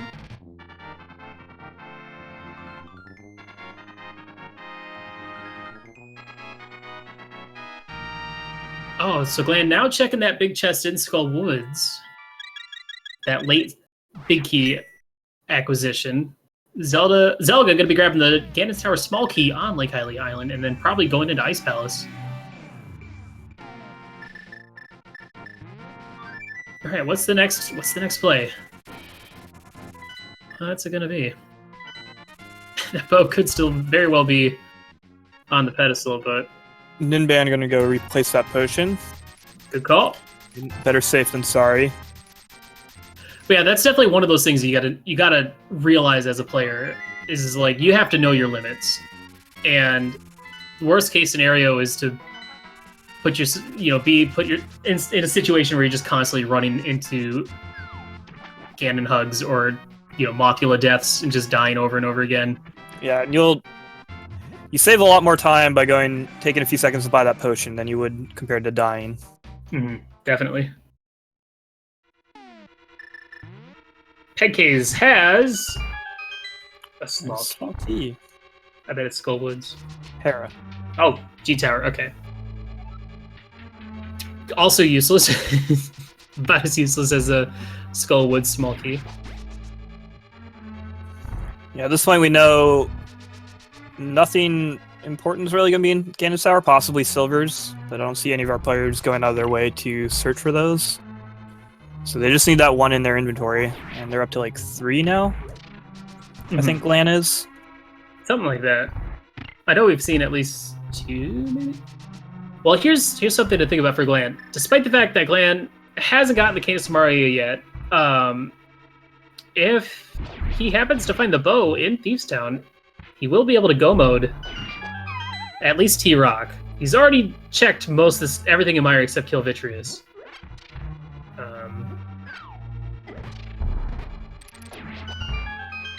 That's true. Yeah. And go moding T-Rock in kind of and in a standard and open, it's not really much of a time save. Yeah, you might. But in Keysanity, where you already have all the keys, and you can literally skip every chest instead of just like 4 maybe. If you get lucky and don't have to do the laser bridge or something, you can just literally all he has to do is just go in, open all the doors. Doesn't have to go to the right side. He doesn't have to do like anything. Maybe kill an extra enemy. Maybe, but that one pokey maybe, and that's about it. So a go mode Turtle Rock in Keysanity is actually a lot nicer than it is compared to the other meds. Yeah, definitely. And it's just another aspect of how interesting and fun and random the randomizer can be, because you can make one different routing decision that could change how you route the rest of the game. And late Cane of Samaria, if Cane of Samaria go mode, which would be the case for Glan if he finds the bow in here, would mean being able to go mode so much more, because we've already done everything in Eastern and Pod, so you can't really go mode those dungeons because everything's already done. But yeah, the only things you might waste a little bit of time going right if he goes there before finding the cane. That the other players would probably just be able to go straight to Helmasaur, but that's not going to be. There it is. There it is. Right there in the maiden cell. And also, unfortunately, since he doesn't have that cane yet, he's got to kill blind. Whereas at this point, when the rest of our players get here, they'll be able to pretty much just bail. Yeah, that's true. The real question is, and probably the unfortunate scenario is, as you were saying, Glan will probably go kill Helmasaur and Armos Knights instead of probably forget about that shovel spot. But who knows? Could check that on the way there. It's kind of the other problem about having the flute is that you'll just skip right to the dungeon. Because if you had to run there, you might have a better chance of crossing paths and be like, oh right, I have a shovel, I should check this. That and them sharing that same inventory slot. means that you can kind of forget about it because you don't kind of see it, you know, every time you open your inventory. Glan might So, also like, go check the pedestal at this point. Oh, that would be interesting. Do it. Do it. We did just pick up Ether medallion, so we've got all our medallions, though we only needed one. But also, fortunately for Glan, Ninban and Zelga making the unfortunate wrong choice of finishing the entirety of the dungeon. Glan, no! Okay. This is fine. I mean, this makes perfect sense from his perspective. And again, he's going to lose a little bit of time in pod compared to our other runners who won't be checking that right side. But Eastern will be essentially the same. It's not a big deal. It's just he needs to go to that dig spot. It's all dependent on when he finally remembers that he has that shovel. And the unfortunate thing is at this point he's probably just totally forgotten about it. So unless there's like, you know, a few extra small keys that these players had to find, all they really had to do after getting their hammer was go into Swamp, full clear that, get G-Tower big key, get Thieves Town big key, then go straight to Thieves Town. They could have go-moded Mire and T-Rock. Then, in that case, Tower of Hera big key probably would have been their go-mode item. Which, yeah. So, which is interesting. It's interesting to think about. I'm curious to see if any of the other players in this race, because this isn't just a 4-person race. There are 41 people in this race, so there's a good chance that at least one person might have routed it a little bit differently. Yeah, especially when you get up to 40 people in one race, you got to assume it's at least one of those racers went into Thieves Town instead of going to like Ice Palace first or something like that. Oh, Ninban hasn't been in here yet because of the late hammer. Interesting. Well, yeah, who knows? Maybe Ninban will go straight to Thieves Town and be able to late hammer really costed Ninban a lot of time in the end. Oh yeah, unfortunately Ninban did make the play into Mire without the Cane of Samaria, which did cost some time as well. There's the cape! Cape and pod. We almost got a full inventory. We just need the book. And, well, I guess full tracker. We need the silvers as well somewhere. And Killaga. But yeah, based on what we know,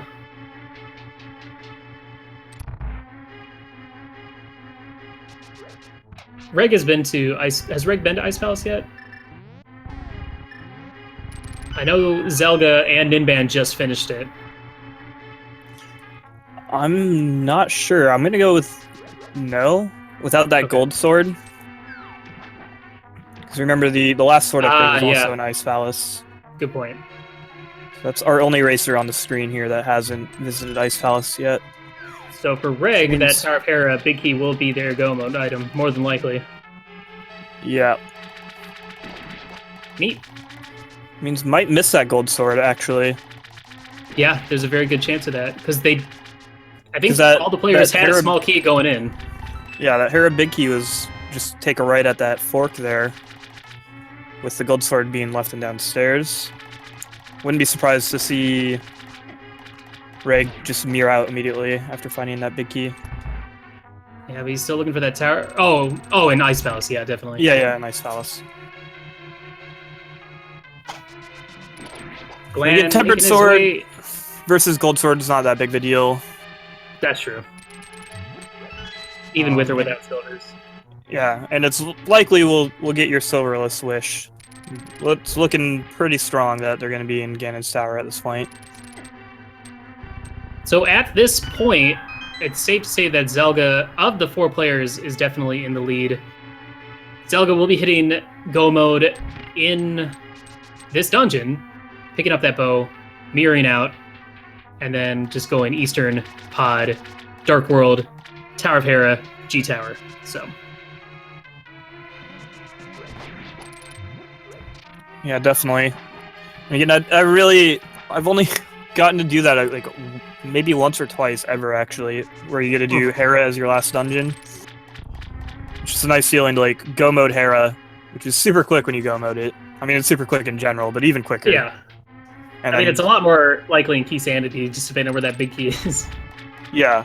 No doubt. Keysanity, you just rush up the tower. I mean, that's why Keysanity is interesting, because, you know, normally, like, Thieves' Town is your first dungeon you do in the Dark World, oftentimes. But in Keysanity, sometimes it could be your go mode dungeon, your last dungeon, which is a crazy thought. Yeah, it's just it's that big key door in Thieves' Town, which I really like. I think it gives it a different dynamic. Like, it changes the dungeon a lot compared to some of the other dungeons are a little bit similar.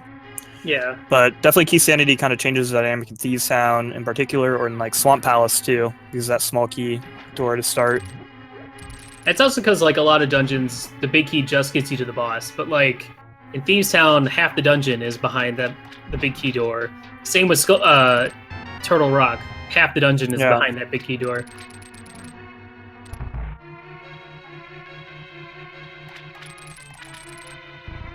So yeah, just as a double check, right now, Reg still needs to go into Ice Palace and get that Tower of Hera big key.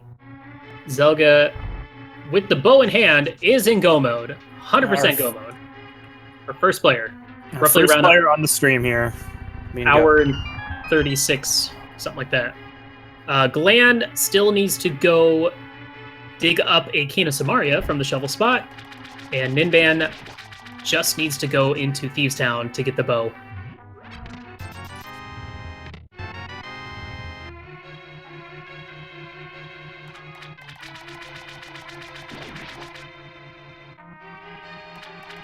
Man, now that we're in go mode for Zelga, all he has to do is just execute well, which is a lot easier when you got a gold sword, you got a red tunic.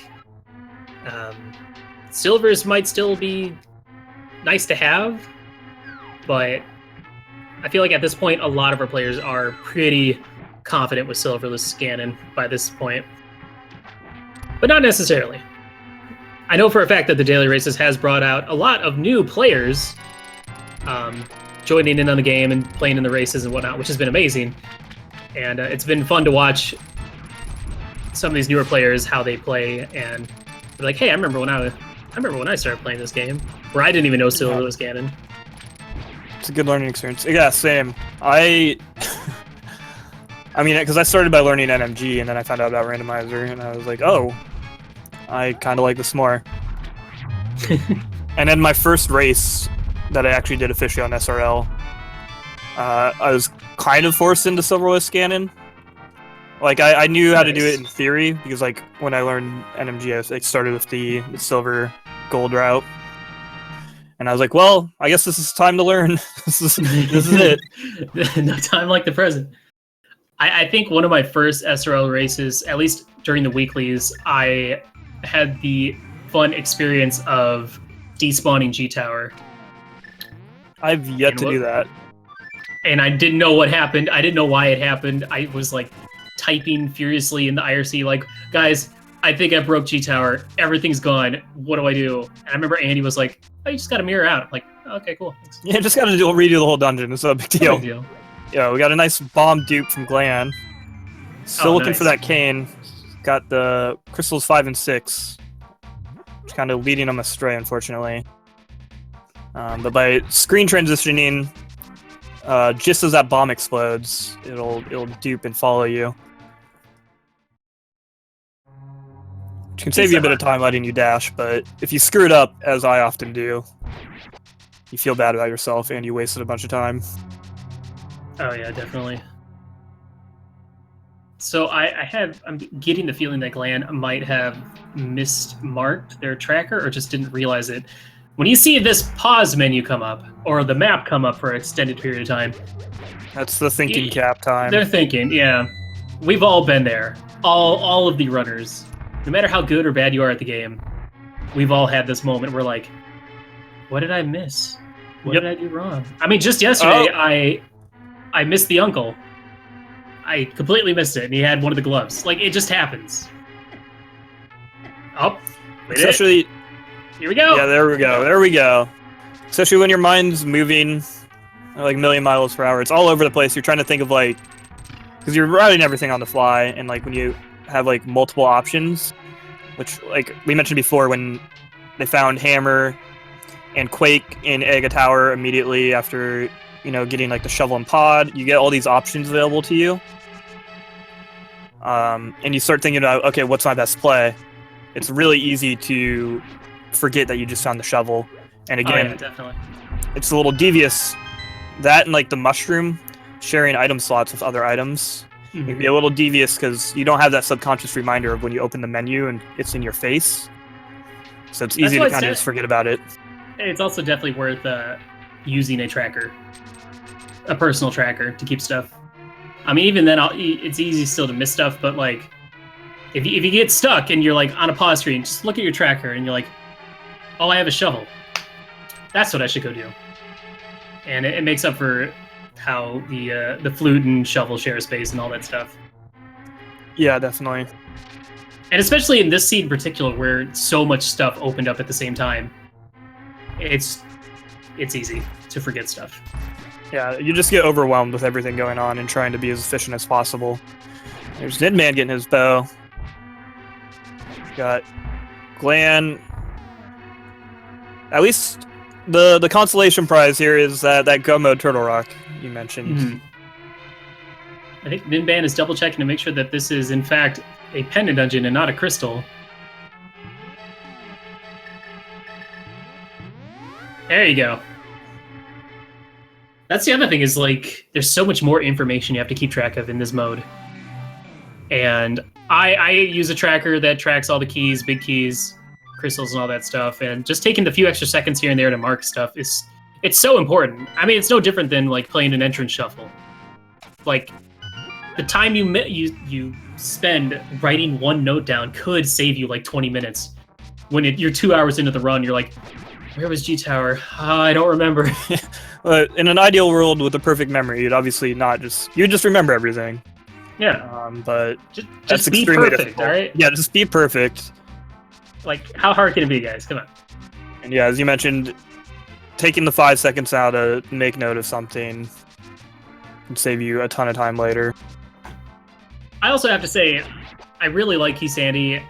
I find it's a little bit more casual than like open mode, which the only reason that makes sense to me is just because there is so much luck and more randomness that goes into the seed than the normal open mode, where I feel like execution definitely plays a much bigger part in open or standard, which is why I like it, because it's a little bit more laid back. You can just kind of have fun. It's like, if you find what you need, great. If you get bamboozled by a double dip G Tower, it's like, well, so did everyone else, so whatever. No big deal.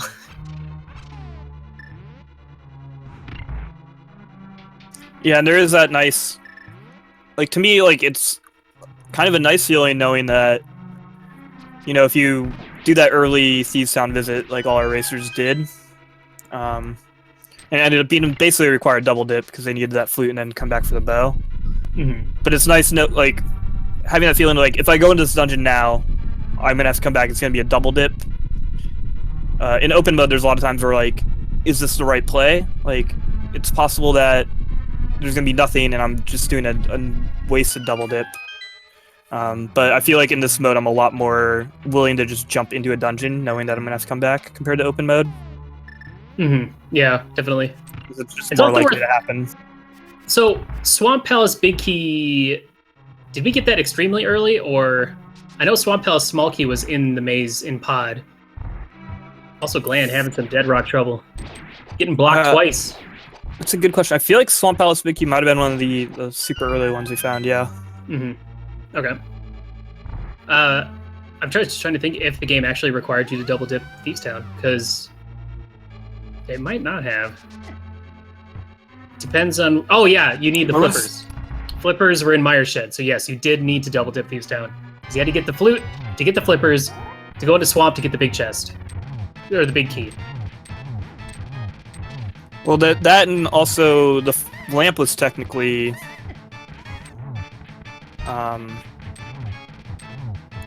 flute locked, since it needed the fire rod from Death Yeah, you're Mountain right. to get the lamp from Mothula, and the lamp was, I think, required to.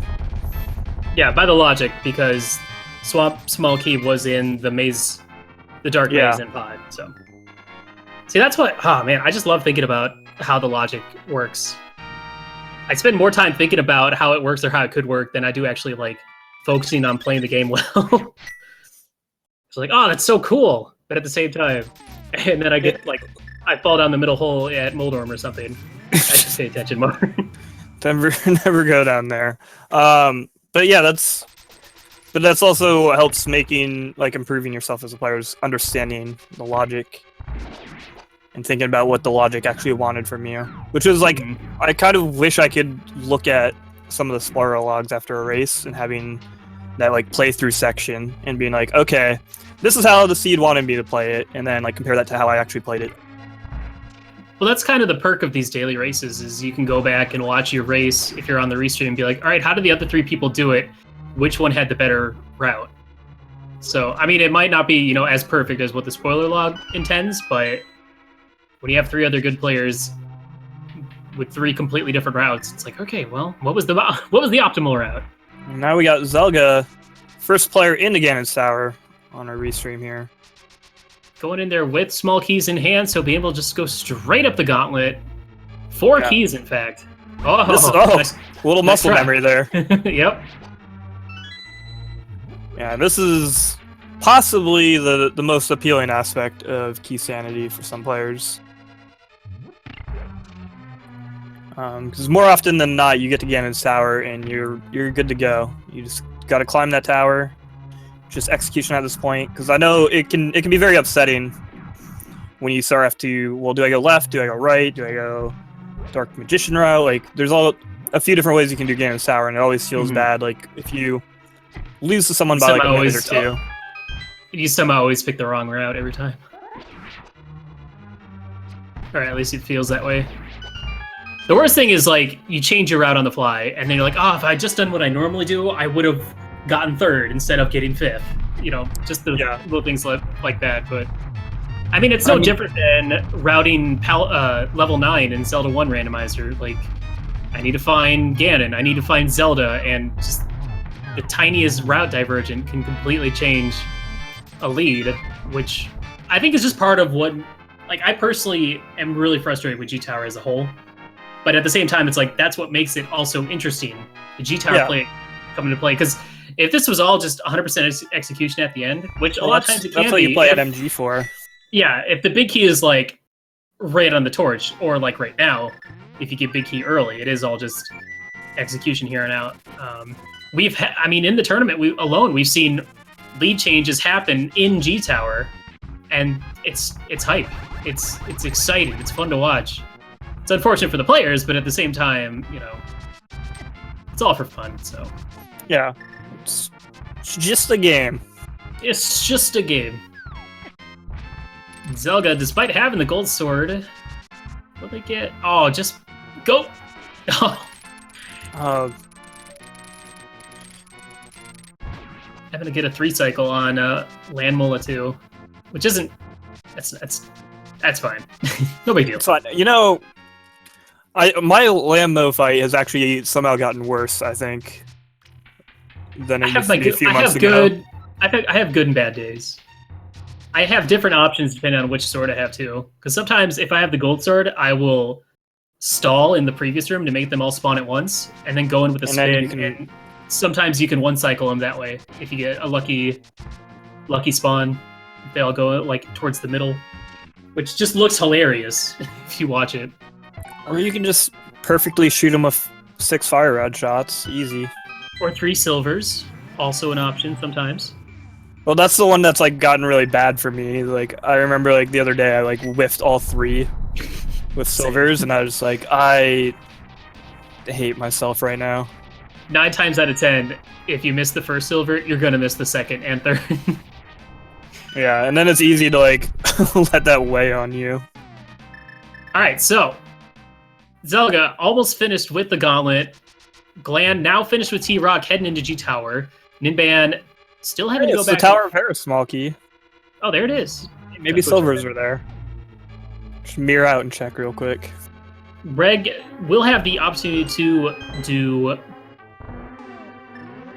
Tower Hera into G Tower, and I believe Ninban does still have to go back to Meyer and kill Vitreous, based on the tracker. So yeah, so Reg is actually only like a couple minutes behind Glan. We're only a few minutes behind Zelga, so all pretty close on a restream here. Unfortunate fall to Moldrum 2. It's also worth noting that even... Ooh, there's another one. Even in Keysanity, even with a Gomo G Tower, like, getting sub 2 is good. If you can get a sub 2 in Keysanity, you're good. You're feeling good. You can sleep at night. Nice. Yeah, for sure. It's definitely slower than standard in open mode on average. Oh. So sub 2 is definitely a very good time in this mode. Eastern Palace Compass in the last chest, so we will be seeing Silverless from Zelga. Reg heading into Tower of Hera to take out the big boss, the Moldrum guy, and then we'll be heading into G Tower. Yeah, it is unfortunate if Ninban does actually have to go back into Meyer. I feel like he's already done it, but I'll have to wait and see his menu. Yeah, he has. Okay, cool. So Ninban has already completed Meyer, so Ninban just has to finish T-Rock and then go straight to G Tower. So yeah, these players are all, like, only just a few minutes behind each other. I'd say like a 10-minute gap between all four. Which, yeah, for any 4 given players on the restream, that's really good. Close race. Doug just hooking that door. Sick beats. Glan had a little bit of trouble in this room. It's got to be a little extra careful. 2.5 hearts left. Whoop! Missing the fire rod shot. Gotta wait it out. Alright, I'm excited to see some Silverless strats.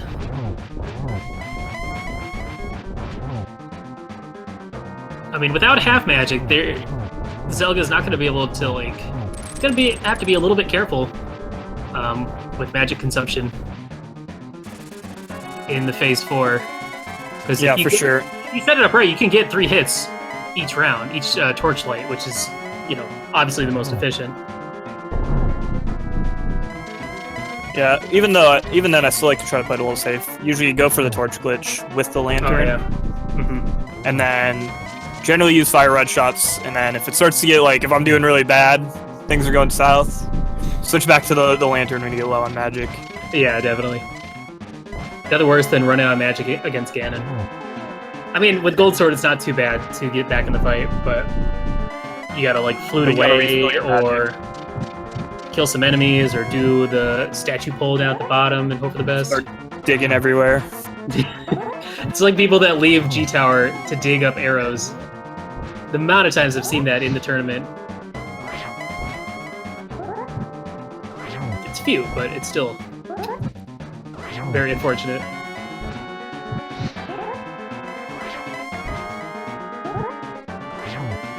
You got this, Zelga. Ooh, okay. That's so scary. Oh, okay, that's so scary. Jesus. Very, very nice Silverless fight so far, though. Oh! The one thing you gotta remember, if you are going to get hit by a fire bat, don't move. Don't hit anything on the D-pad, because you'll more than likely just get hit in place. You won't get thrown away. Or fall down the hole. Oh, does have a blue potion. Oh, okay. That's nice. Alright. Now, that definitely makes things a lot easier. Zelda with a pretty good lead, but Reg and Ninban, you know, they're only a couple rooms apart from each other. Oh no! Oh! Oh, Zelda, that. That's unfortunate, especially after using the blue potion too. After like a few close calls too. You gotta be careful with fire. with that knockback you get from the hit. As long as you're always holding away from the edge. It's same with the Moldorm fight. If he's if he's bullying you up against the ledge, just hold the opposite direction of the ledge. And so you want to hold away from the ledges always, unless you get hit by a fire bat. Then you just don't want to touch anything. Right. Touching the D-pad when you get hit by the fire bat is what gives you the crazy knockback.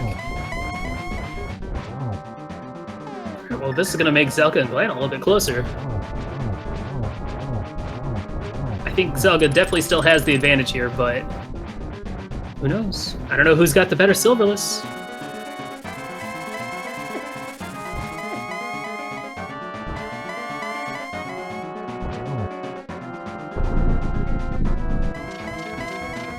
And because of how Zelga used their blue potion on that last fight, having gone through most of their magic with the fire rod, then we might see a bit more conservation, a little bit using of that lamp. Yeah, definitely. Which means Glan could catch up and save a little bit of time if he's got the fire rod spin strats down. I think because of how close these players are, I'd like to wait until everyone finishes before we bring anyone in for interviews. Just so we can give all 4 players the deserved attention for this Ganon fight in G Tower. Yeah, Glan. The only thing is, Greg is gonna have to throw in a few more swings. Only having that temperate sword. Glan's gotta be a little careful here. Gonna be using his blue potion to stay alive. Oh yeah, that's one thing you can't do with the torch. You can't use the lamp and retain your charged sword like you can with the fire rod. That's what makes the fire rod so much better in being able to charge your sword, and then also obviously just being able to hit the torch from across the map or across the room. Mm-hmm. Makes it a lot easier to get that third spin slash. Getting 3 slashes in one cycle with the lamp is extremely difficult and requires Ganon to be kind of hugging that lamp already. There it is! Ganon is down, and our first place winner of the restream may in fact go to zelgadissan. GG's. Incredible run. I actually have not looked at the IRC yet, but Zelga finishes 5th place with a time of 1:57.26. And a PB, a race PB at least, by 1:31. So many PBs in Keysanity. It feels like every race, at least half the people have PBs. Considering it's a pretty new mode, it makes a lot of sense. Mm-hmm, definitely. But and there can be such time. a huge swing in the time depending on how the seed plays out. That Glan having a really good Phase 4 Ganon fight. I say that as he misses right then and there. That's fine.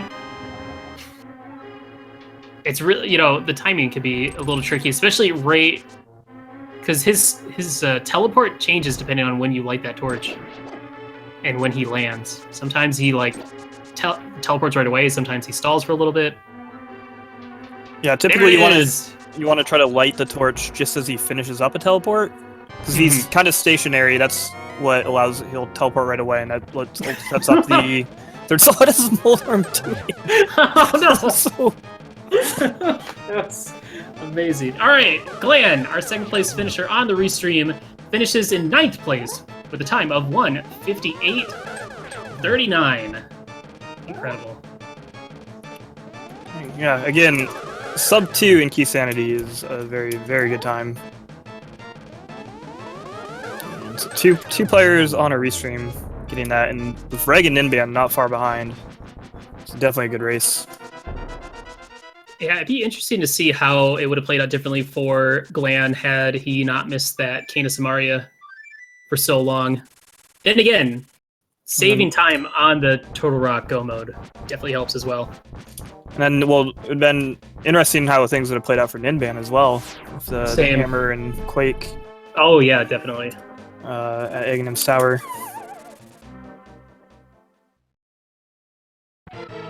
Got Reg popping into Ganon and Ninban in the Aga 2 fight. So yeah, it's kind of crazy how close these guys are all are at this point.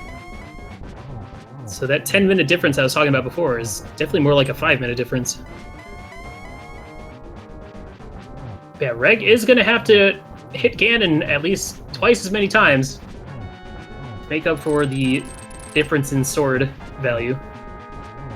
Unfortunate, though, for Reg right now, because that is the perfect spot for Ganon to chill during Phase 2. Yeah, you want to see him go to that top right there. The top right or top left, either one works.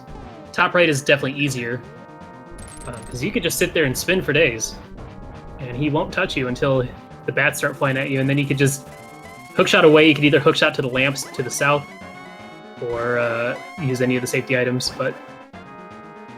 Or when you have red mail and like 15 hearts, you can usually take a hit. Yeah, true. Just let him get you one and just walk out.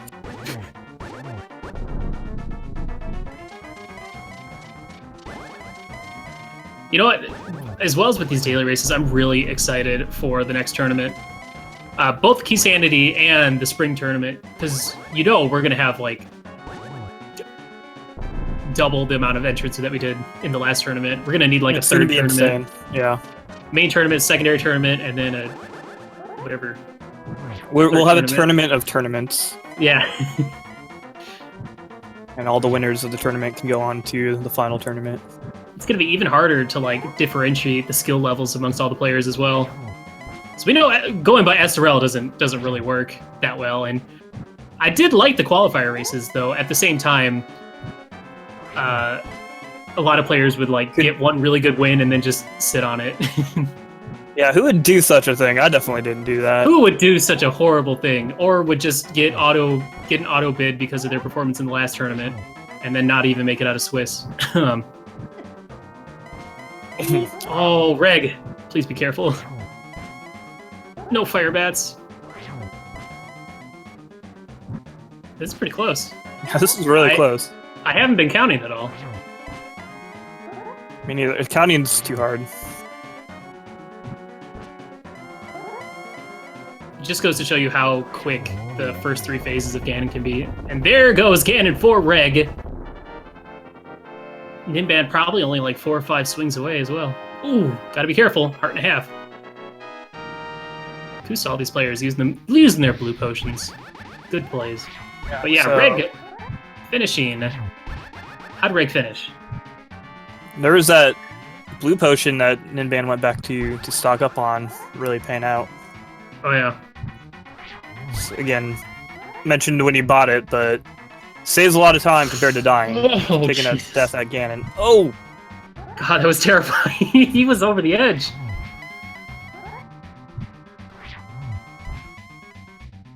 So close. Like 2 more, maybe?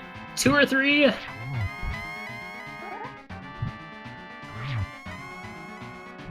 Maybe 4? You got this, Ninban. Maybe one more. One more. There it is! Light in the... I like your little fire dance. That was cute. It's good stuff. Wow. GG's to all these incredible runners. Reg coming in at 13th place with a time of 2:02.25, and Ninban coming in right afterwards, 14th place with a time of 2:03.28 with an 8.5 minute PB. Incredible. Great job, everyone. This was a fun race to watch. That was a good one. Yeah, and only about 6 minute difference between first and fourth on the restream. So that's good. I'll take it. But yeah, let's see if we can get all these fine folks in here for an interview. And then even as a race as a whole, we've seen like I don't know, like most of our players finished in the last 12 minutes. Most of the ones that have finished. It's like the last we have 15 people done, and they're all within about 10 minutes of each other for the most part. Always good to see a close race like that.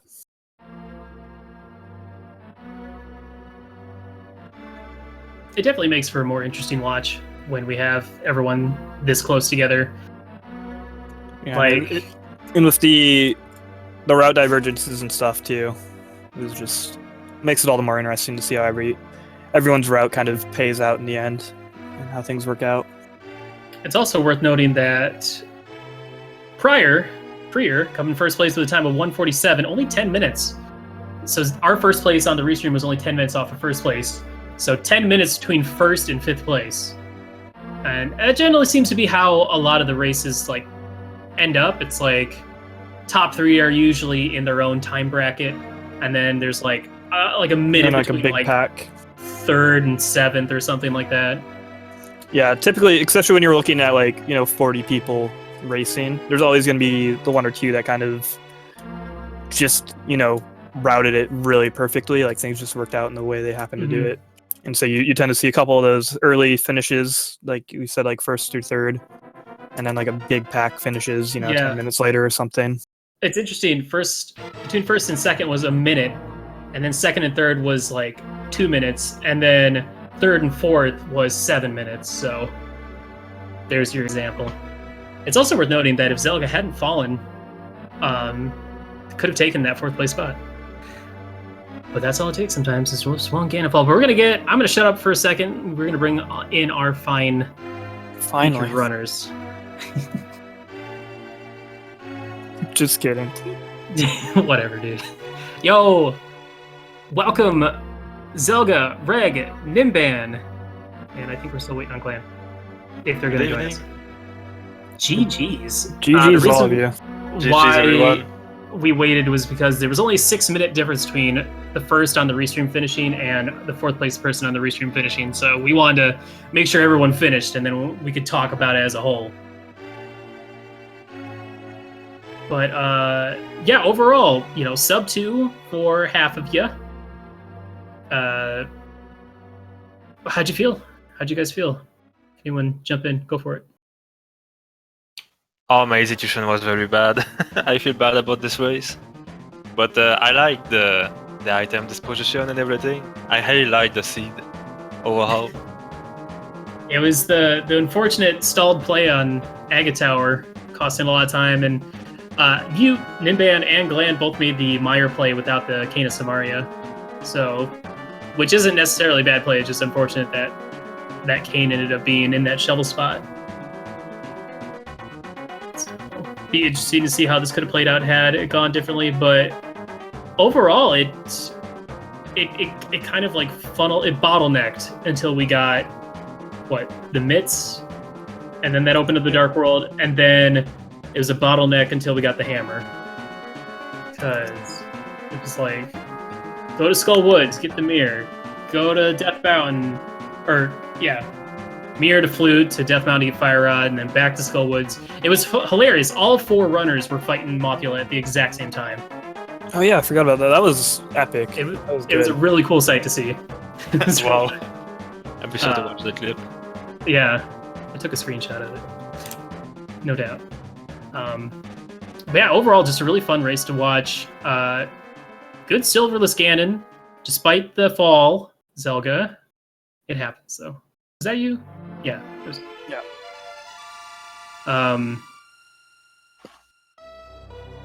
Yeah, this is a fantastic race.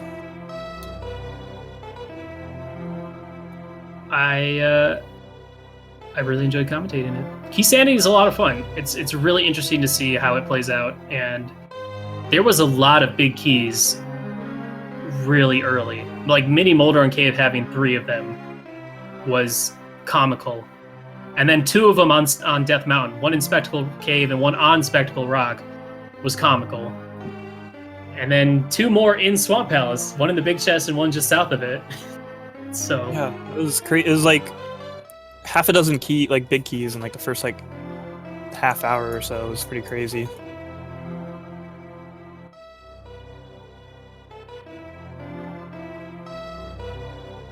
And yeah, it kind of funneled all of you into kind of pod, and then it opened right back up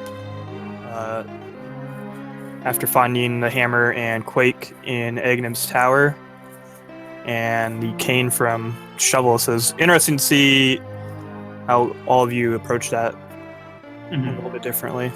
I just hope no one bailed out of Aga Tower after finding the hammer. I don't think anyone did. That would have hurt a lot. I don't even remember where the Castle Tower small key was. I don't actually. I thought I had it. It must have been super early. Yeah. Like extremely early. Yeah, it was. I think it was a on forest. Death Mountain somewhere. Oh, maybe. I forget. Go back and rewatch Might have been Hookshot Cave. But it was. I remember Ice Rod was in Hookshot Cave, and then Fire Rod was in Spiral Cave, which I thought was funny. It was interesting what the game wanted you to do, because it was all of you guys got Purple Chest Sword was your first sword, because I think that was the only sword you could get, because you had to get that to kill Mothula, to get the lamp, to technically go into Pod to get both. I think. Was one of the swords in Pod? Well, one of the swords was the first chest. Two of the swords were in Pod. The first chest and the one in the basement. Okay. Alright. So technically that could have been your first sword, but which would not have been a good. It would have been kind of silly routing, but yeah, it was interesting to see though. Speaking of swords, I gotta ask Ninban. You tried to make it an early play on Egnum's Tower with the fighter's sword. Yeah, that would have been amazing. Yeah, which was like you did need to go there. But then what I thought was kind of weird, and I'm just like kind of curious what your thought process was. It took you a while to return back after getting the sword upgrades and opening it.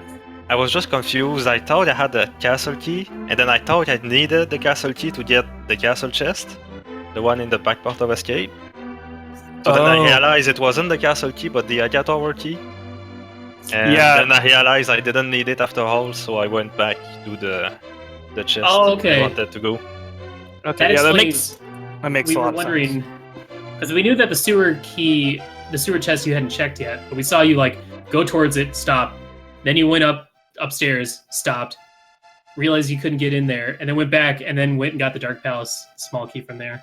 Yeah, it was just one big confusion. Yeah, it was after Pod. It was I think it was Glan that was the first one to make the Aga play. I think. Yeah. It was really nice seeing the whole checking pyramid and then mirroring into checking Aga Tower, which some of you guys. I didn't do that. I like seeing that efficiency. Yeah, I didn't have Master Sword yet, so I couldn't really do it on my end. Yeah, I checked Pyramid before Pod, hoping it would be either the hammer or bow. Mm-hmm, yeah. Well, the bow, more specifically. So the game forced a double dip Thieves Town. That's for sure. Because it wanted you to get the flute. Yeah, it was such a long time before getting the Thieves Town big key. Oh yeah, I the don't one that was in. remember where it was. It was in Swamp Big Key or Swamp Big Chest. Okay. Oh yeah, question for Glan. Yeah. The shovel, the dig spot, was that just you forgot about it or you put it off? I kept forgetting and remembering. Like when I first got it, I thought like, okay, I gotta check that right away, right as I'm done here, and then I forgot, and then I went and did something else, and then I remembered midway through that. And think like, okay, I'll do it after I'm done, and then I forgot again. It happens. It's just like when you have so many options, it's so easy to get wrapped up in whatever you're working on, and you know, a lot of times you like flute to the wrong spot, and you're like, well, I'm already here. I might as well just keep going from here.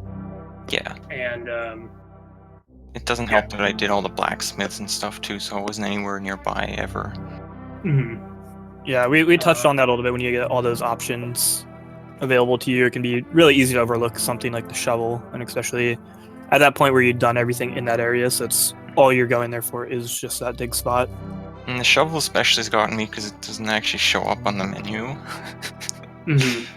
It makes it even easier to forget unless you're using a personal tracker, and then even then you're like, did I mark shovel? Do it? And then you go back and check. Yeah, it was really fun to watch because I feel like a lot of you guys had different go mode items. I think Ninban and Zelga was the bow, Glan was Kena Samari, and Reg was the Tower of Hera Big Key. So, stupid Ice Palace being required just for that key. Well, and technically, it was the Turtle Rock small key.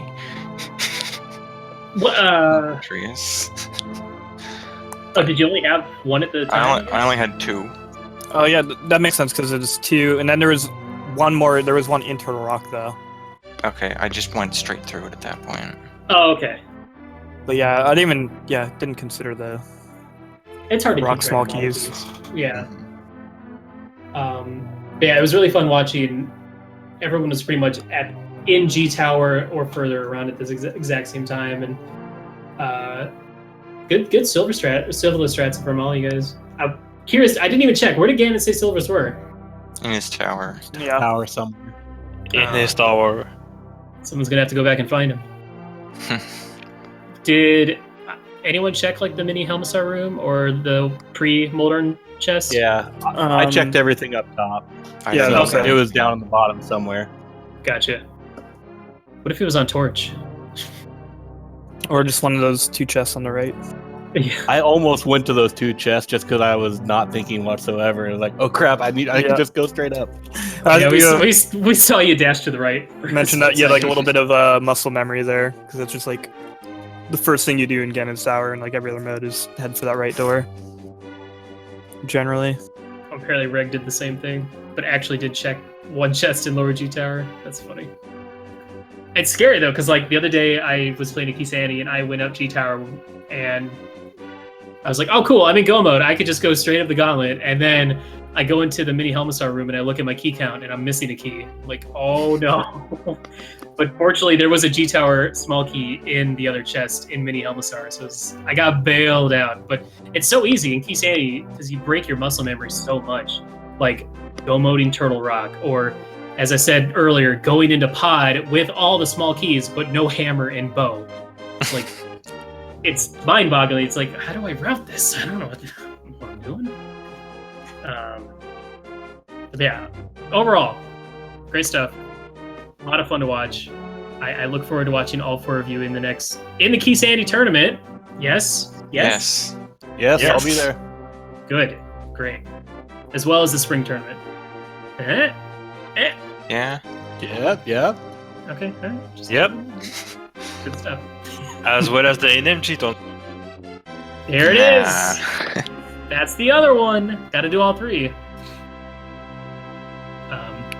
Yeah, if you guys have any final words, I think we're going to kick this thing off. We got another daily race coming up in about 38 minutes. Just GG's everyone, and thanks for putting the race on. I appreciate it. Yeah, GG. GG everyone. Keysanity is fun. I 100% agree. All right, Agree. Swerve, Race more Keysanity. send us off. All right. Yeah, thanks. It was a pleasure commentating with you, Willard. I don't think we've commentated together before. I think maybe once before. Or not. Either way, it was a lot of fun. So, GG's. Yeah, and And, one more congratulations to all of our racers on Restream here. Make sure to give them a follow. They're all good dudes, all good racers. It's very nice of them to let us restream and commentate the race. And make with fun that, of and make fun of them. Yeah, that's what we're really here for, apparently. Exactly. At least that's what Willard's here for. Mm-hmm. I would never personally. It was a pleasure. But yeah, that was a lot of fun. So yeah, have a good night, everyone. And coming up next here on Speed Gaming 2, I believe is going to be a full entrance shuffle with Ganon. Plus swordless. Yeah, So, Swordless, which is why I don't want to do it. You know my feelings about swordless. Poor baby. I don't want to do the entrance. Okay, we'll split it up into 2 separate scenes. One of you guys, half you can run the entrance part, the other half can run the swordless part. Sounds good. Sounds fantastic. Well, thank you again, guys, for racing, for commentating. Also, shoutouts to our trackers tonight, the one and only Scooty Puff Jr. 1 and Draco Falcone, as well as we had unknown availability keeping track of the big keys for us. So, also shoutouts to all you guys out there watching, keeping the speed game and dreams alive. See you guys in the next one. Peace.